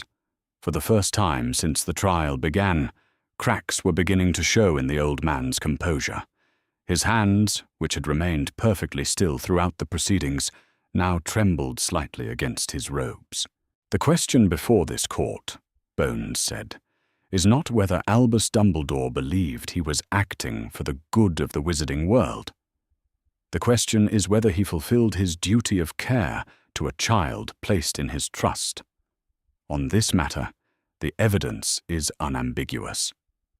She lifted a piece of parchment from the bench before her and read in a clear, carrying voice, "By unanimous vote of the 43 members present, the Wizengamot finds Albus Percival, Wulfric Brian Dumbledore, guilty of negligence in the placement and care of Harry James Potter. By vote of 42 members, with one abstention, we find him guilty of willful endangerment of said child. By vote of 39 members, with 4 opposed, we find him guilty of abuse of authority in his capacity as Chief Warlock and Guardian Designate." The silence that followed was absolute. Harry felt as though the world had stopped spinning, as though he were suspended in a moment between everything that had been and everything that would come after. Guilty, on all counts. The word echoed in his mind like a bell tolling. "Albus Dumbledore," Bones continued, "you are hereby stripped of your position as Chief Warlock of the Wizengamot. Your role as Supreme Mugwump of the International Confederation of Wizards, and your Order of Merlin, First Class. You are barred from any position of authority over children or families within the magical community. You will pay damages to Mr. Potter in the amount of 50,000 galleons to be held in trust until he reaches majority." Dumbledore stood slowly, his face pale but composed. When he spoke, his voice was quiet, but clear enough to carry across the chamber. "I accept the judgment of this court," he said simply. "I would ask only that the record show I believed, however wrongly, that my actions served a greater purpose. That excuse may be insufficient, but it is the truth." He turned then to look directly at Harry, and for a moment their eyes met across the chamber. There was sadness in the old man's gaze, and something that might have been regret, but no real understanding of what he had done. Even now, Harry realized, Dumbledore saw himself as a tragic figure, brought low by circumstances, rather than a man who had chosen to sacrifice a child's happiness for his own vision of justice. "Mr. Potter," Dumbledore said, and his voice was softer now, meant for Harry alone, despite the crowd that surrounded them. "I hope that someday you will understand that everything I did because I believed it was necessary. I hope you will find it in your heart to forgive an old man's mistakes." Harry stood as well, his voice steady despite the emotion that threatened to overwhelm him. "I understand that you believed you were right," he said. "But believing something doesn't make it true. And even if you were right about the greater good, even if my suffering somehow helped save the world, that doesn't make what you did to me acceptable. It just makes you someone who was willing to sacrifice a child for your cause." He paused, gathering his thoughts before continuing. "I don't forgive you," Harry said quietly. "Not because I want to hold on to anger, but because forgiveness has to be earned. You never apologized for what you put me through. You never acknowledged that I deserved better. Even now, you're asking me to understand why you thought it was necessary to hurt me. You're not sorry that it happened. You're just sorry that I can't see why it had to." Dumbledore's face crumpled slightly at those words, and for the first time he looked truly old and frail. He nodded once, a small gesture of acknowledgement, before turning away. As the former Chief Warlock was escorted from the chamber by 2 members of the Department of Magical Law Enforcement, Harry felt an unexpected sense of emptiness rather than triumph. Justice had been served, but it couldn't undo the years he had lost or heal the scars he would carry forever. What it could do, he realized, was ensure that no other child would suffer as he had suffered. Bones called the court back to order to address the final matter, Harry's future guardianship.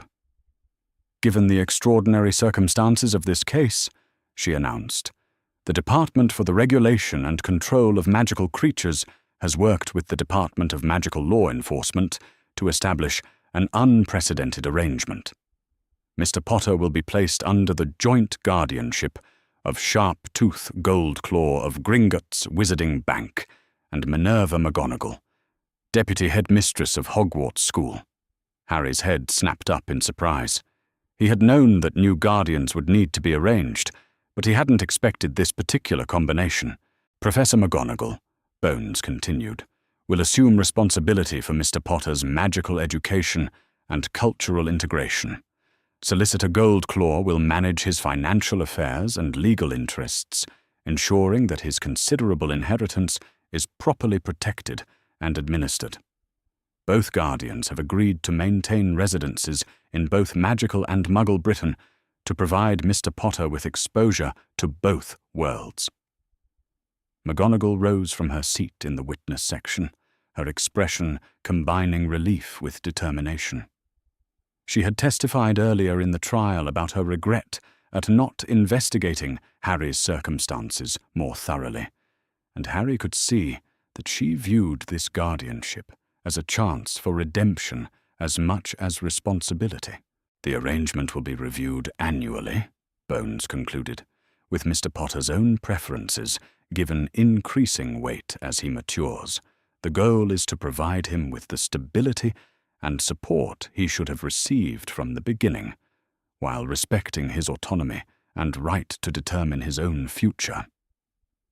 As the court began to adjourn, Goldclaw placed a reassuring hand on Harry's arm. "It's over," the goblin said simply. "You're safe now. And more than that, you've changed things. The wizarding world will never be able to ignore an abused child the way they ignored you. The new laws we're proposing will ensure it." Harry nodded, feeling the truth of those words settling into his bones. The boy who had lived in a cupboard was gone forever, replaced by someone who understood that justice was something you had to fight for, not something that simply happened to good people if they waited long enough. As he walked from the chamber between his new guardians, Harry Potter allowed himself to imagine, for the first time in his life, what it might feel like to be truly safe. The thought was terrifying and wonderful in equal measure, but he was ready to find out. Behind them, the Wizengamot chamber slowly emptied as the most consequential trial in a generation came to its close.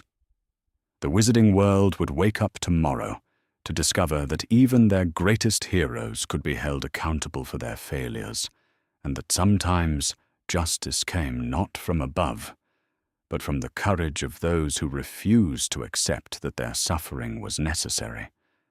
The boy who had lived was finally free to become whoever he was meant to be. The first night in his new home was the longest Harry could remember since the trial began.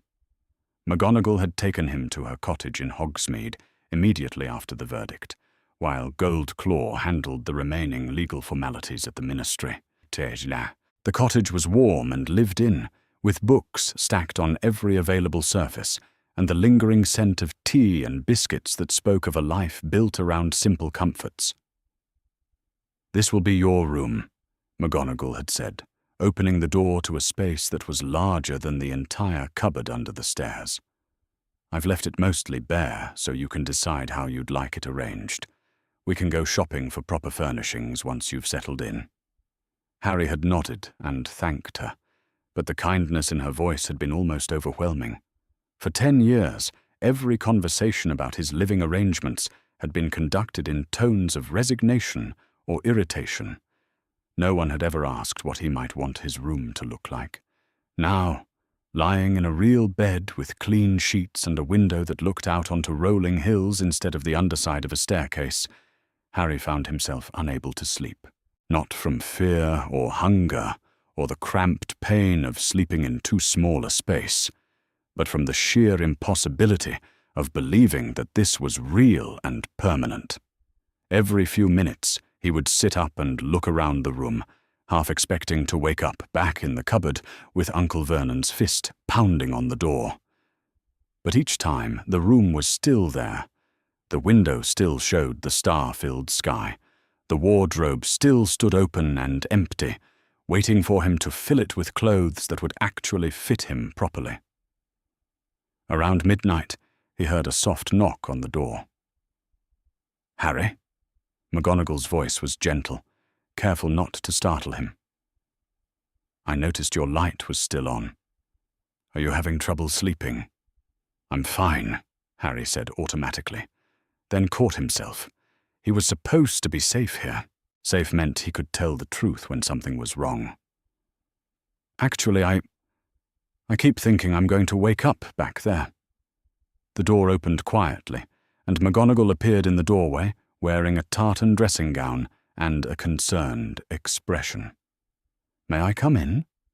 Harry nodded, and she settled into the chair by his desk, her movements careful and deliberate. She was giving him time to tell her to leave if he wanted to, Harry realized.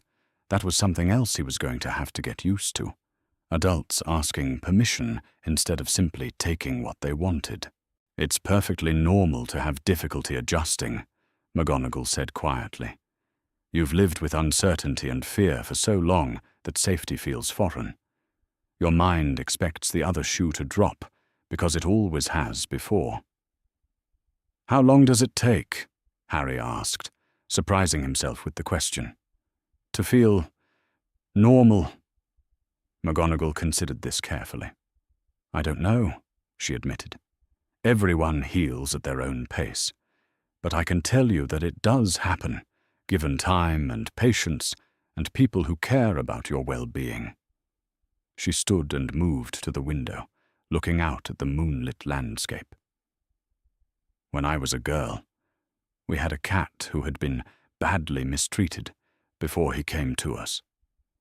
For months, he would hide under the furniture whenever anyone entered the room. He would eat only when he thought no one was watching, and he startled at the smallest sound." Harry listened, understanding the parallel but not minding it. There was something oddly comforting about being compared to a creature who had survived and learned to trust again. But slowly, bit by bit, he began to understand that no one was going to hurt him anymore. He learned that meals would come regularly, that the warm spots by the fire were his to enjoy, that gentle voices meant safety rather than deception. It took nearly a year before he would purr when petted, but once he started, he never stopped. She turned back to Harry with a small smile. "You're much braver than a frightened cat, Harry, and much more resilient than even you know. This feeling of unreality, of waiting for something terrible to happen, it will fade. You'll learn to trust that tomorrow will be as safe as today." After McGonagall left, Harry found himself able to drift off to sleep, her words settling into his mind like a warm blanket. When he woke the next morning to sunlight streaming through his window and the smell of breakfast cooking downstairs, he felt something shift inside him. Not trust, exactly, but the possibility of trust. The next few weeks passed in a blur of new experiences and small revelations. Goldclaw visited twice weekly to review Harry's financial affairs and ensure that his educational trust was being properly managed. Harry learned that his parents had left him significantly more than he had ever imagined. Not just the gold in his trust vault, but property and investments that had grown considerably over the years. "Your parents were quite forward-thinking," Goldclaw explained during one of their meetings. spreading out documents that showed holdings in both the magical and Muggle worlds. They wanted to ensure that you would have options when you came of age. You could choose to live entirely in the magical world, entirely in the Muggle world, or move freely between both. Harry found this information almost as overwhelming as his newfound safety. For someone who had never owned anything more valuable than a broken toy soldier, the idea of having enough money to choose his own future was difficult to comprehend. "What would you recommend?" he asked, feeling suddenly young and uncertain. Goldclaw's sharp smile softened slightly. "I would recommend that you focus on being 11 years old, Mr. Potter. Money and property will wait. Learning how to be a child who is safe and cared for cannot." It was McGonagall who helped him with that part. She had an instinctive understanding of what Harry needed. Structure without rigidity, expectations without punishment, kindness without overwhelming sentiment. She taught him to cook simple meals, not because he was expected to prepare food for others, but because she thought he might enjoy the process of creating something for himself.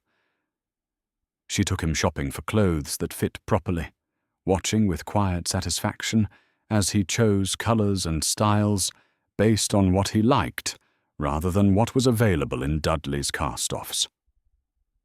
She showed him how to tend the small garden behind the cottage, explaining which plants needed daily water and which preferred to be left mostly alone. "It's rather like people," she observed one afternoon, as they worked side by side planting herbs. "Some flourish with constant attention, while others do better with space to grow at their own pace." Harry understood that she was talking about more than plants, and he appreciated that she trusted him to get the metaphor without belaboring it. The nightmares, when they came, were different from the ones he had expected. Instead of reliving Uncle Vernon's punishments or Aunt Petunia's cruel words, he dreamed about being back in the courtroom, watching Dumbledore's face as the verdict was read. In these dreams, the old man would turn to him with disappointment and say, "I had hoped you would understand that suffering builds character, Harry. Now you'll never be strong enough to face what's coming." He woke from these dreams feeling guilty and confused, as though he had somehow betrayed not just Dumbledore, but some larger principle about enduring hardship for the greater good. McGonagall found him in the kitchen after one such nightmare, sitting at the table with a cup of tea and a troubled expression. "Bad dream?" she asked gently, settling beside him with her own cup. Harry nodded, then found himself explaining about the recurring theme of his nightmares. McGonagall listened without interrupting, her expression growing more thoughtful as he spoke. "Harry," she said when he finished, "do you believe that suffering builds character?" The question caught him off guard. I don't know. People say it does. People say many things that sound wise but bear no resemblance to reality, McGonagall replied crisply. Suffering does not build character, Harry. How one responds to suffering might reveal character, but the suffering itself serves no purpose beyond causing pain. She leaned forward, her voice becoming more intense. You were not made stronger by being starved and confined and told you were worthless. You were made stronger by refusing to believe those lies, by maintaining your sense of right and wrong despite everything they did to you, by having the courage to seek justice when the opportunity arose. The suffering was simply cruelty inflicted by people who should have protected you. Harry felt something inside him ease at those words, as though a knot he hadn't known was there had finally loosened. Dumbledore was wrong, McGonagall continued, about many things, but most especially about the idea that your pain served some greater purpose. There is no nobility in allowing a child to be harmed for theoretical future benefits. There is only failure, the failure of adults to protect those who cannot protect themselves.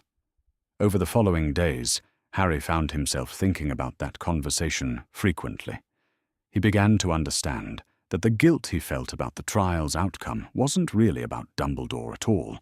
It was about a lifetime of being told that his needs didn't matter, that his pain was acceptable if it served someone else's goals. Learning to believe that his comfort and happiness had value in their own right was proving to be one of the most difficult adjustments of all. The letter from Hogwarts arrived on a Tuesday morning in early July, delivered by a particularly dignified owl who waited patiently while Harry read both the standard acceptance letter and a personal note from McGonagall in her capacity as Deputy Headmistress.